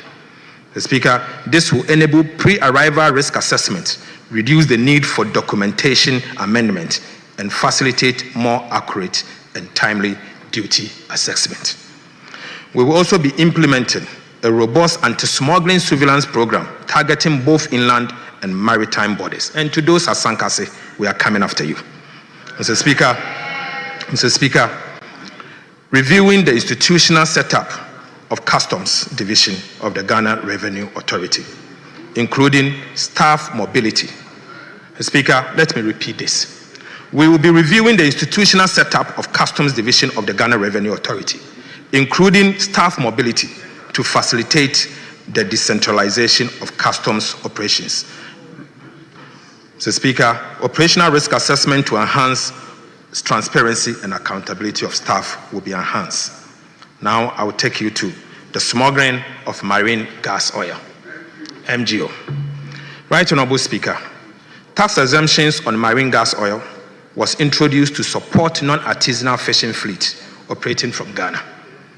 Over the years, the tax exemptions have created incentive to abuse and smuggling of MGO onto the open market, resulting in revenue losses estimated at nearly $500 million Ghana cedis every year. The government will withdraw the tax exemption to curb smuggling and stem the erosion of tax revenue, thereby reducing the fiscal risk to the 2025 budget. Mr. Speaker, I now take you to wages and salary, which happens to be the third risk to the budget. Right Honorable Speaker, we have seen some significant pressures on the compensation budget for the first half of 2025, mainly emanating from wages and salaries. Wages and salaries exceeded the target by 1.3 billion Ghana cedis for the first 6 months of the year. Mr. Speaker, the wage pressures were largely driven by last-minute recruitment undertaken by the previous MPP administration in the last quarter of 2024, especially in the areas of education, health, and security sector. Mr. Speaker, let me repeat. The wage pressures we are largely seeing are driven by the last-minute recruitment undertaken by the previous government in the last quarter of 2024, especially in areas of education, health, and the security sector. In addition, ad hoc reviews of conditions of service undertaken in previous years have distorted the single spine pay policy and further burdened the public wage. Mr. Speaker, the government is implementing the following measures to address this challenge. Number one, we'll conduct regular nationwide staff payroll audit to sanitize the payroll. Mr. Speaker, we'll be realigning all staff from overstaffed areas and defunct MDAs to areas with critical staffing needs. Right Honorable Speaker, we'll finalize the process for the establishment of the Independent Emolument Committee as part of the broader effort to reform and reset public sector pay. And finally, we will issue an executive directive mandating all MDAs to seek approval from the Minister of Finance or the Ministry of Finance before making any commitment with financial implications on the payroll. Mr. Speaker, pricing and award of contract in foreign currency. Pricing and award of contract in foreign currency.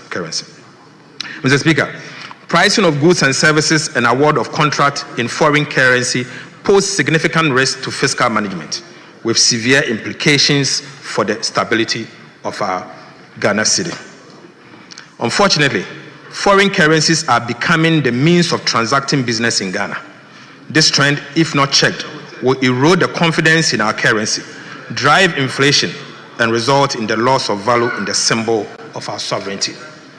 Mr. Speaker, to curb this unfortunate development, His Excellency President John Dramani Mahama has directed that beginning today, 24th of July 2025, no contract awarded by government, irrespective of source of fund, should be denominated in foreign currency.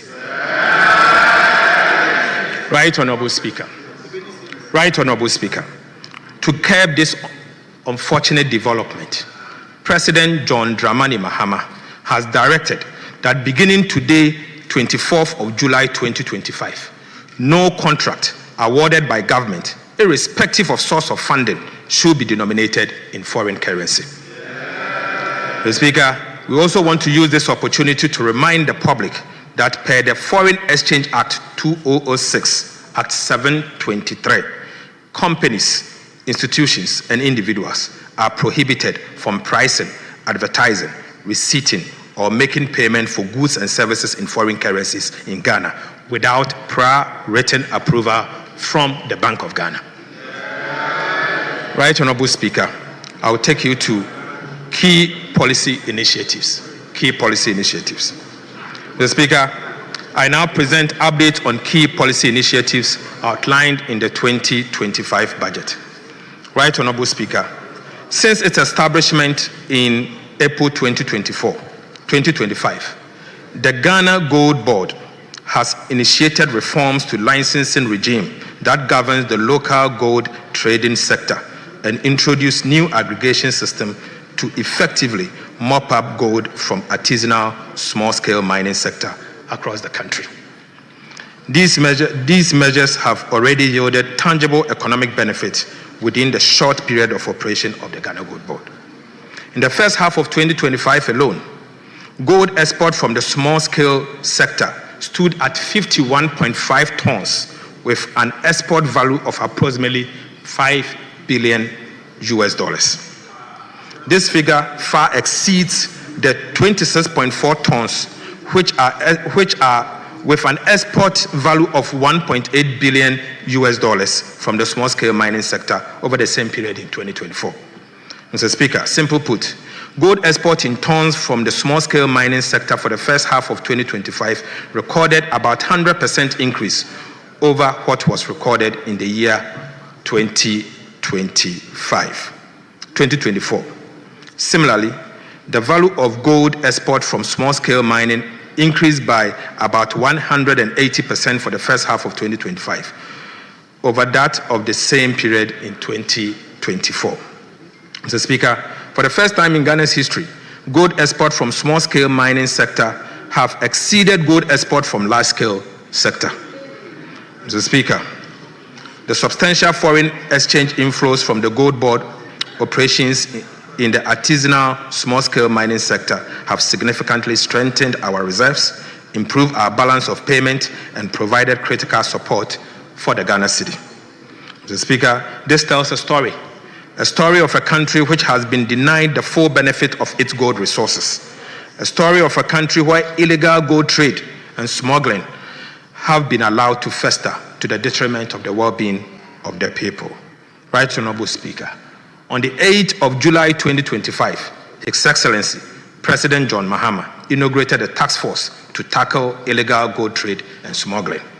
I also want to use this opportunity as the Sector Minister to reiterate that the government of President Mahama would deal ruthlessly with anyone found engaging in illegal trade and smuggling, as these nation-wrecking activities sabotage the progress of our country.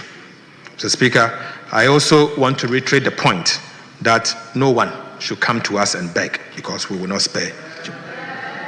Mr. Speaker, the 24-hour economy and accelerated export development program deserves some update. Mr. Speaker, earlier this month, President Mahama officially launched the 24-hour economy and accelerated export development program, Ghana's ambitious and integrated strategy to boost production, create sustainable jobs, and modernize our economy. The 24-hour economy and accelerated export development program represent a national reset aimed at reducing import dependence, expanding domestic production, improving market access, and building a competitive, skilled workforce for a dynamic economy.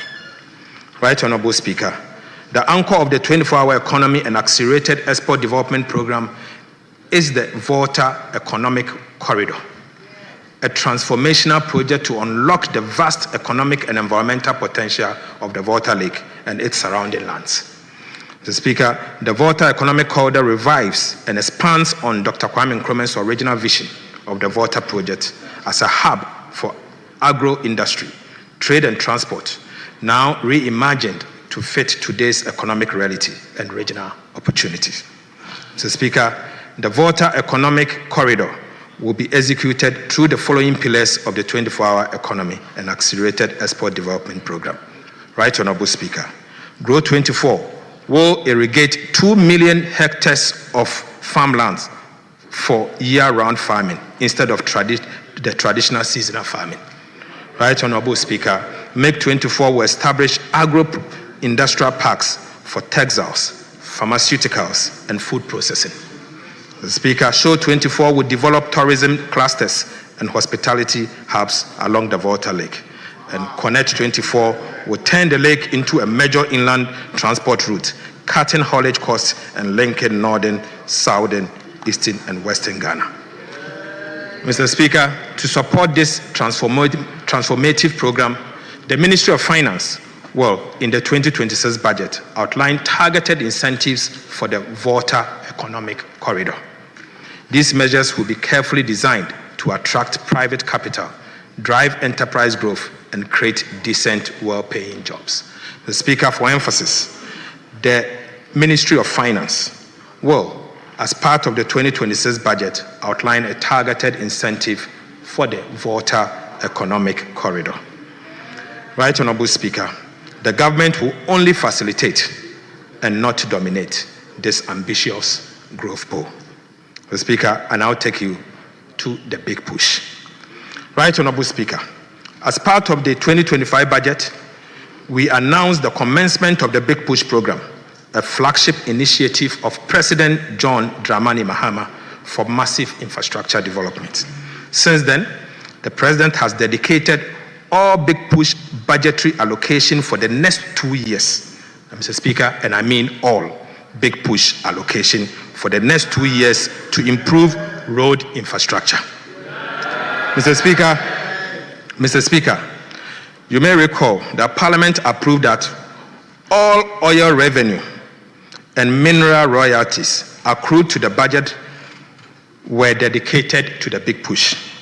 As a result, an amount of 13.8 billion Ghana cedis was allocated in the 2025 budget for the Big Push program to be used for road infrastructure.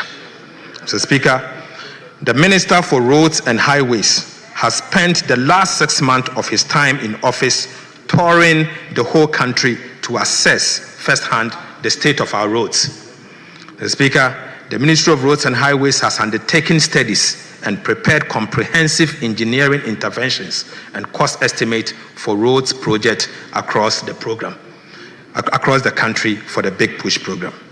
Right Honorable Speaker, the Ministry of Finance has since issued commencement authorization for the following road infrastructure projects under the Big Push program. Mr. Speaker, these are the following Big Push projects as approved by the Ministry of Finance. Mr. Speaker, number 1, the construction of a new bridge on the Oti River at Dambai.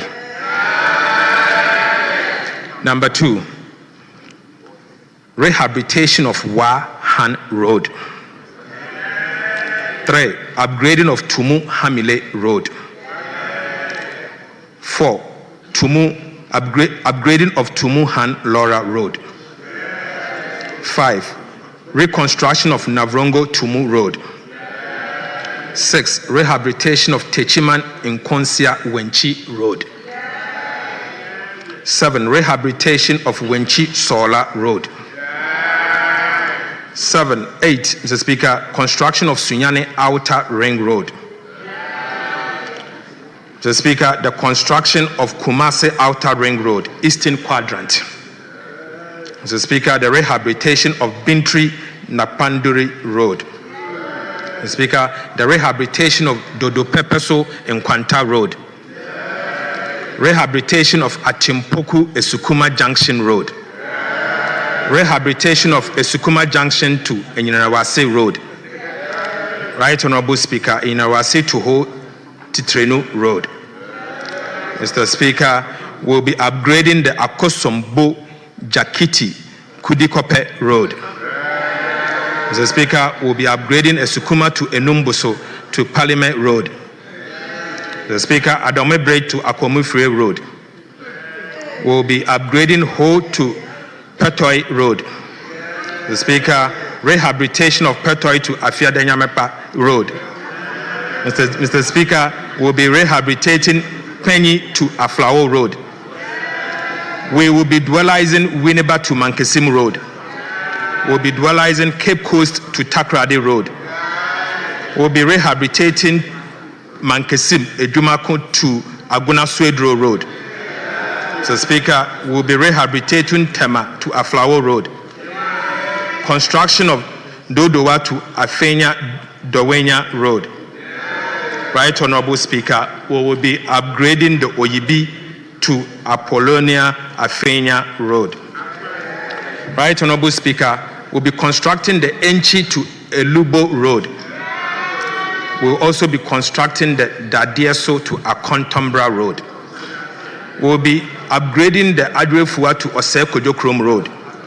And we will be upgrading the Enchi to Kojoru Penchi Road. And finally, Mr. Speaker, we'll be upgrading the Bediako Junction, Camp 15 to Sefri, Adobokrom Road. Mr. Speaker, as part of the Big Push program, we have also selected the following abandoned road project for which no dedicated funding was allocated for by the previous administration to be included into the Big Push program. Mr. Speaker, the projects are as follows: upgrading of Kasua to Winneba Road, rehabilitation of Ofanko to Insawam Road, dual carriage. Right Honorable Speaker, dualization of Takrady to Aguna Junction Road. Mr. Speaker, the construction of Swami Interchange and local roads. Mr. Speaker, we'll also be constructing the National Route 18 from Wa to Han Road. And we'll be upgrading the Tumu to Chichiliga to Navrongo, including the construction of 36-meter span reinforced concrete over the Kenyibi River and 24-meter span reinforced concrete over the Bichirunu River. Right Honorable Speaker, we will be reconstructing the Navrongo to Sandema Road. Mr. Speaker, we will be rehabilitating the Tepa to Gosu Road, rehabilitating the Hohoi to Jasikan Road, and we will be rehabilitating Nkwanta to Oti Damanko Road. We will be reconstructing the Have to Hohoi Road, and we will dualize the Adenta Dodowa Road. And Mr. Speaker, to conclude, we will reconstruct the Jenny to Sampa Road. Right Honorable Speaker, in line with Section 33 of the Public Financial Management Act, and as part of this media fiscal review of the 2025 budget statement and economic policy, I am seeking approval for these multi-year commitments. Mr. Speaker, government has also initiated comprehensive feasibility studies for 4 projects which are currently at various stages of preparation, ensuring detailed assessment of their technical, economic, and environmental viability. Mr. Speaker, the projects are as follows. Project number 1, Accra-Kumasi Expressway on a completely new alignment. Mr. Speaker, Accra Outer Ring Road, Kumasi Outer Ring Road, and Adoso Echi Amanfo Bridge to connect the Afram Prince area. Mr. Speaker, I now take you to reorganization of the Ghana Road Fund. Right Honorable Speaker, this is not all. The government of President John Mahama has also taken a decision to remodel the Ghana Road Fund and refocus it towards road maintenance. As part of this media review, and on behalf of the government, the Minister for Roads and Highways will be laying before this House a new road maintenance trust fund bill. When approved, the Road Maintenance Trust Fund Bill will replace the Ghana Road Fund.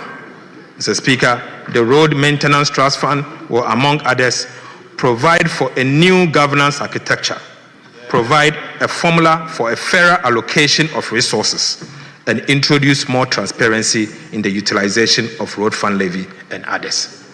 Mr. Speaker, government has identified 166 constituencies in dire need of road infrastructure.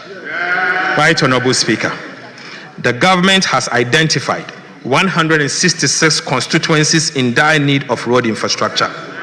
In response, we have programmed to rehabilitate 10 kilometers of roads annually in each of these 166 constituencies across the country. Mr. Speaker. Mr. Speaker. Mr. Speaker.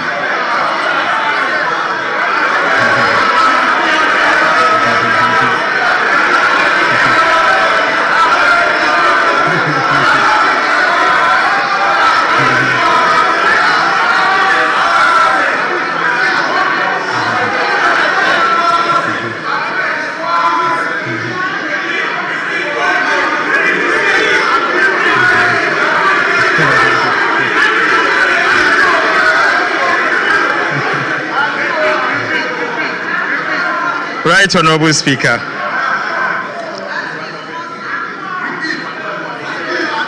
The President Mahama administration has identified 166 constituencies in dire need of road infrastructure. In response, we have programmed to rehabilitate 10 kilometers of roads annually in each of these constituencies. Mr. Speaker. Mr. Speaker, this translates to about 5,000 kilometers of road to be constructed in these 166 constituencies in dire need of road infrastructure over the next 3 years. So, Speaker, simple put, over the next 3 years, we'll be building 5,000 kilometers of road in these 166 constituencies. Mr. Speaker, I am pleased to inform this House that we have paid all nursing and teacher training allowances from January to June 2025. Right Honorable Speaker, from the end of this month, July 2025, all nursing and teacher trainees will receive their allowances promptly at the end of every single month. Mr. Speaker, I'll now move to the conclusion. Mr. Speaker.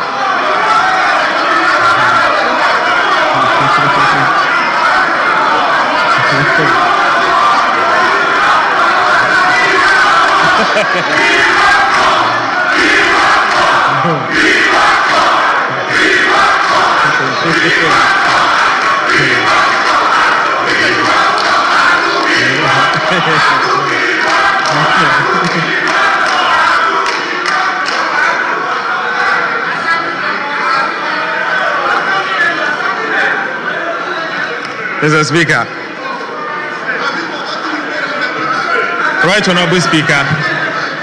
Honorable members, I conclude this media fiscal policy review. We have other business. It's not only this one. Please.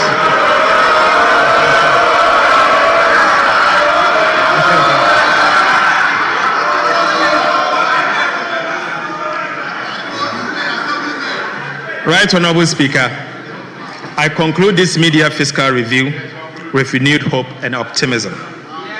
The last 6 months have revealed our enduring spirit, what we can collectively achieve, and our potential to rise from the brink. Upon assumption of office in January this year, we were handed an economy in deep distress, a country with dispirited citizens.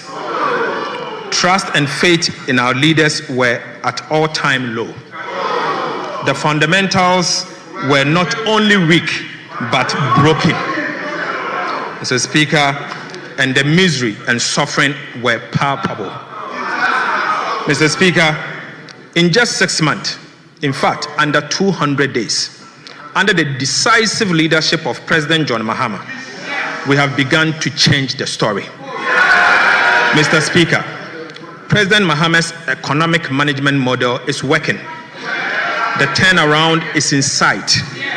Mr. Speaker, the signs of economic progress are visible and measurable. Mr. Speaker, first quarter economic growth is at 5-year high. Our debt to GDP ratio is at a 5-year low. Mr. Speaker, inflation has declined to a 4-year low.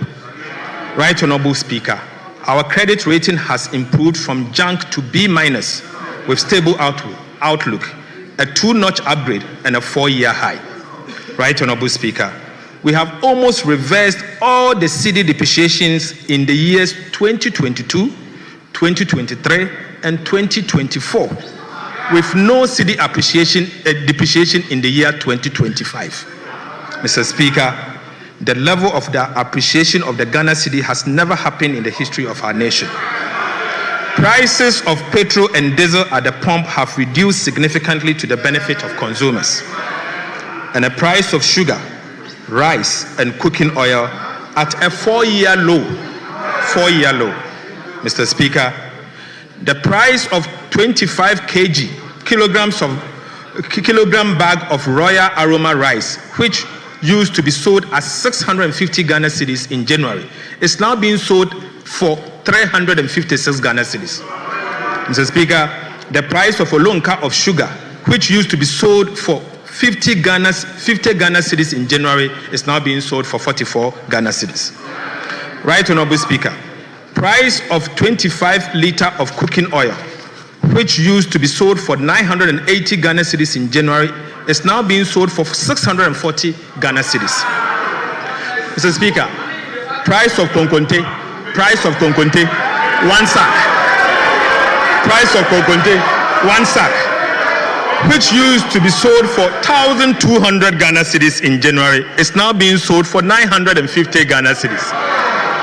Mr. Speaker, a ton of iron rods, which used to be sold at 9,400 Ghana cedis in January, is now being sold at 7,500 Ghana cedis.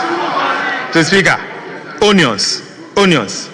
1 paint bucket, which used to be sold at 120 Ghana cedis in January, is now being sold for 95 Ghana cedis. Right Honorable Speaker, POP cement, which used to be sold for 115 Ghana cedis in January, is now being sold for 90 Ghana cedis. The Speaker, maize, 1 sack, which used to be sold for 1,600 Ghana cedis in January, is now being sold for 1,450. And Mr. Speaker, the Minister for Agriculture has promised that it will go down even more. Mr. Speaker, the price of Yas sanitary pad, which was 25 Ghana cedis in January, is now going for 15 Ghana cedis. 15 Ghana cedis. Mr. Speaker, palm fruit, 1 olonka, which used to be sold for 40 Ghana cedis, is now being sold for 25 Ghana cedis. Mr. Speaker, this is the reset President Mahama promised. This is the reset President Mahama promised. It has been 6 months of hard work. We have lessened the burden on households and businesses. Mr. Speaker, contrary to the perception that we are not spending, we are indeed spending, and spending at the right places. We are making the right investment in the lives of the people of Ghana. Mr. Speaker, as we speak, an amount of $700 million US dollars of Eurobond obligations has been paid. An amount of 10 billion to domestic bondholders has been paid. Mr. Speaker, an amount of 2.9 billion Ghana cedis to the District Assembly's Common Fund has been paid. Mr. Speaker, an amount of 2.7 billion Ghana cedis to the Social Security and National Insurance Trust has been paid. Mr. Speaker, an amount of 9.1 billion Ghana cedis to the energy sector for stable power supply has been paid. Mr. Speaker, an amount of 5 billion Ghana cedis of arrest has been paid. Right Honorable Speaker, an amount of 4.6 billion to the Ghana Education Trust Fund has been paid. Mr. Speaker, an amount of 1 billion Ghana cedis to the free secondary education program has been paid. Mr. Speaker, an amount of 4.6 billion Ghana cedis to the National Health Insurance Scheme has been paid. Right Honorable Speaker, an amount of 1.4 billion for the National Health Insurance claims has been paid. Mr. Speaker, an amount of 252 million for vaccines and essential medicine has been paid. Mr. Speaker, an amount of 72.8 million Ghana cedis as capitation grant has been paid. Mr. Speaker, an amount of 895 million to the school feeding program has been paid. Right, Honorable Speaker, an amount of 477 million to the LEAP beneficiaries has been paid. Mr. Speaker, an amount of 122.8 million for BECE registration has been paid. Mr. Speaker, an amount of 300 million to the no fee stress policy has been paid. Right, Honorable Speaker, an amount of 191.7 million Ghana cedis as teacher training allowances has been paid. Mr. Speaker, again, an amount of 462.6 million as nursing training allowances has been paid. Mr. Speaker, an amount of 25 million as assembly members allowance has been paid. Mr. Speaker, an amount of 21 million Ghana cedis for National Apprenticeship Program has been paid. Right, Honorable Speaker, an amount of 34.5 million to the Jumawa program has been paid.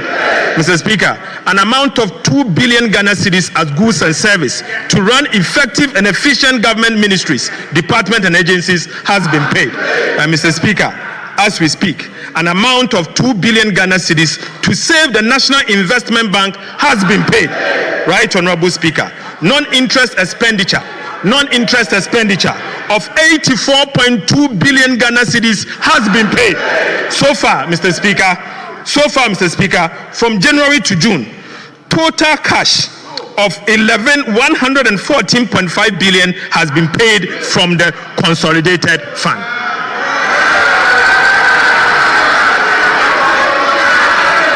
Mr. Speaker,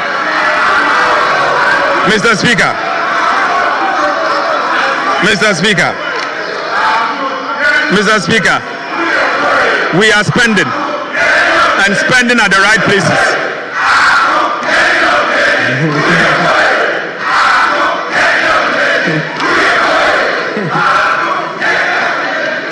Right, Honorable Speaker, we are spending at the right places. We are touching lives and we are changing our country. Mr. Speaker, this is not all. We have also worked to improve the fiscal situation. We have restored fiscal discipline. We have implemented appropriate policies to reduce interest rates significantly, thereby reducing the cost of borrowing. So, Speaker, we have saved on domestic interest payment following the implementation of our prudent debt management policies. Mr. Speaker, there is still more work to be done. President Mahama is determined to deliver. Inshallah, His Excellency John Mahama will deliver. Right, Honorable Speaker, we are not out of the woods yet. It will be premature to make that pronouncement. Mr. Speaker, I repeat, we are not out of the woods yet. It will be premature to make that pronouncement. But the good news is that today, hope is in sight. And we are determined to navigate the country out of the terrible storm we inherited from President Akufo-Addo and Alhaji Bawumia. Mr. Speaker, we need the support of the people of Ghana to weather this storm. Mr. Speaker, to the farmer in Yendi and to the fisher folk in Sekendi and Shama, to the nurse in Sunyane and the teacher in Enumbuso and Ejumako, to the Ghanaian youth seeking decent work, to the elderly seeking better pension. We see you, we hear you, and we are working for you. John Mahama will work for you. The NDC will work for you. The gains we have made so far are the results of your sacrifice, your patience, our belief, and our belief that change was not only necessary, but crucial. Mr. Speaker, this media review is not just a technical report. It is the story of the Ghanaian people. A story of a nation that refused to give up. A story that echoes Nelson Mandela. It always seems impossible until it is done. Mr. Speaker, this is a story that echoes Nelson Mandela's quote, that it always seems impossible until it is done. Mr. Speaker, Even as we look back at how far we have come, we are also looking ahead. This is the essence of John Mahama's leadership. He is focused and he will deliver. President Mahama is honoring his promise to the Ghanaian people. The second half of 2025 promises to be even better. We expect inflation to continue its downward trend and reach our 2025 target ahead of schedule. We will sustain the stability of the cedi through disciplined spending, targeted investment, and continued reserve accumulation.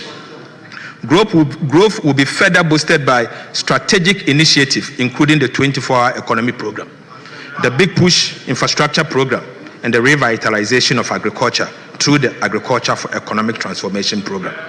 Mr. Speaker, you may recall that during my vetting, when asked what I would like to be remembered as a minister, Mr. Speaker, I stated that I would like to be remembered for stabilizing the exchange rate, ensuring low prices, and creating jobs. Right, Honorable Speaker, ahead of the presentation of the 2025 budget, my engagement with the traders at the Mokola market revealed that prices and exchange rate stability were the overriding concerns of the business community. Mr. Speaker, I wish to take this opportunity to thank our cherished traders at Mokola for their valuable insight. Mr. Speaker, the update on the cedi and the prices, as said earlier, clearly shows that we have taken deliberate and decisive action to ensure that the challenges with exchange rate and prices are tackled head-on. Mr. Speaker, let me assure all Ghanaians that the stability in the exchange rate and the lower prices we are experiencing will be sustained. Ghanaians, Mr. Speaker, the government has worked hard to bring down and stabilize the exchange rate with deliberate policies. It is now time for businesses to bring down prices to reflect the new economic reality. We understand businesses went through some sacrifices during the turbulent economic challenges, but so did the people of Ghana. Mr. Speaker, it is now time for prices to come down to reflect the new realities for the benefit of all Ghanaians and not only for the traders. Mr. Speaker, as we look forward, more jobs will be created, confidence will be deepened, and the Ghanaian economy will stand tall again, not just in the sub-region, but on the global stage. But to do this, Mr. Speaker, we must stay united as a people and eschew divisiveness. We must continue to have faith in our country, Ghana. Mr. Speaker, most importantly, we must have faith in our currency, the Ghana cedi. For 60 years through cycles of inflation, devaluation, redenomination, and recovery, the cedi has remained the symbol of our sovereignty. It has endured, it has evolved, and it remains the only legal tender of our republic. Let us protect it. Let us trade with our currency, the Ghana cedi. Let us talk about it with pride, not as a burden, but as a badge of economic independence. Mr. Speaker, I believe in the cedi. Fellow countrymen and women, I believe in the cedi. You also have to believe in the cedi. Mr. Speaker, to all of us who have the privilege to serve in the leadership of our nation, let us unite and do this for ourselves, for our children, and for our children's children. It is our collective responsibility to reset our country. Ghana needs us more than ever. Our people needs us. Mr. Speaker, I cannot conclude this address without expressing deep gratitude to His Excellency President John Dramani Mahama, whose unwavering dedication and vision continue to anchor this national reset. Mr. Speaker, on a personal level, I thank His Excellency the President, because without him, this work couldn't have been achieved. Mr. Speaker, he is indeed the anchor towards our economic reset. Right, Honorable Speaker. And to you, Father, Mr. Speaker. Father, Mr. Speaker. Alban, Sumana, Kingsford, Bagman, our father, and members of Parliament and the Parliamentary Service, I'm extremely grateful. Mr. Speaker, indeed, Aban Papaba.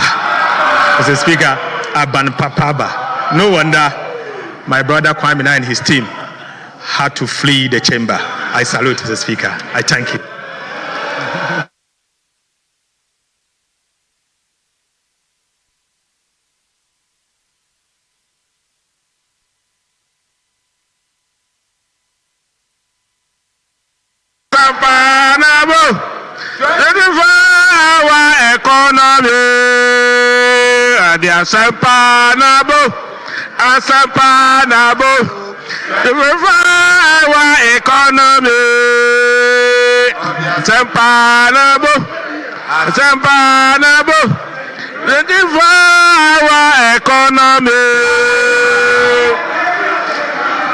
Honorable members, Kenya Deni Uyebo Ato Kenya Deni Uyebo Ato Kenya Deni Uyebo Ato is forcing.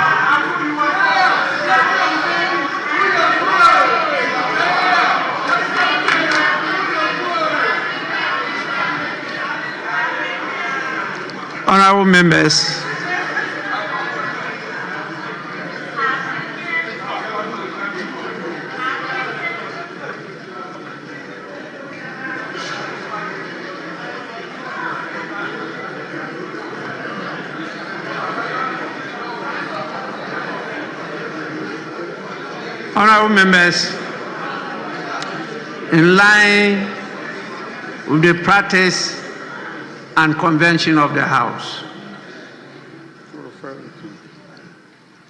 I refer the media fiscal policy review of the budget statement and economic policy of the government of Ghana for the 2025 financial year to the budget committee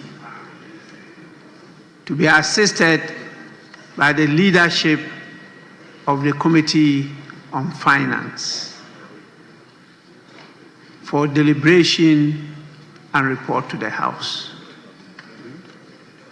When it comes to the House, we will hear from the chairman of the committee after it has gone through the report as to whether they second the motion that has been moved or not.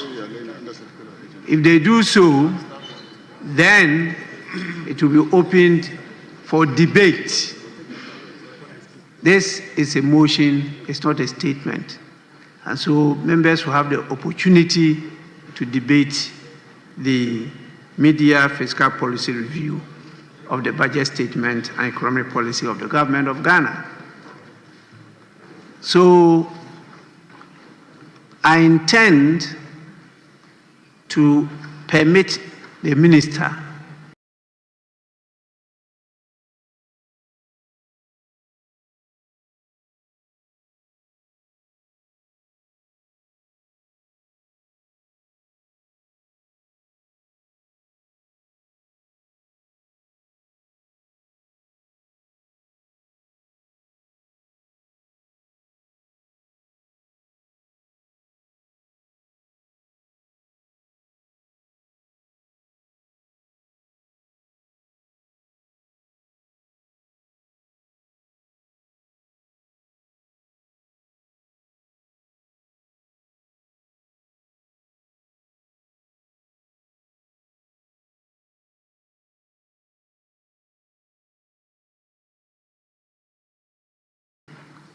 to lay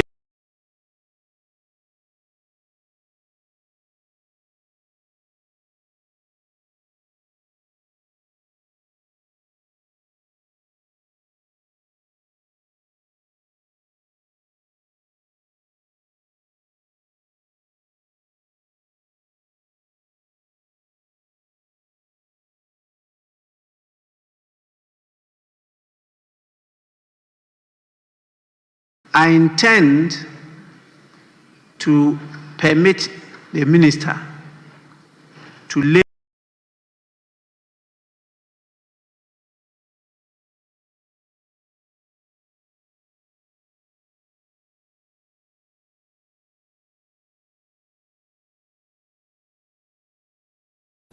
just read. Well delivered. I know Ato is very articulated and he's always going to give us the good sound and nice presentation. The expectations were that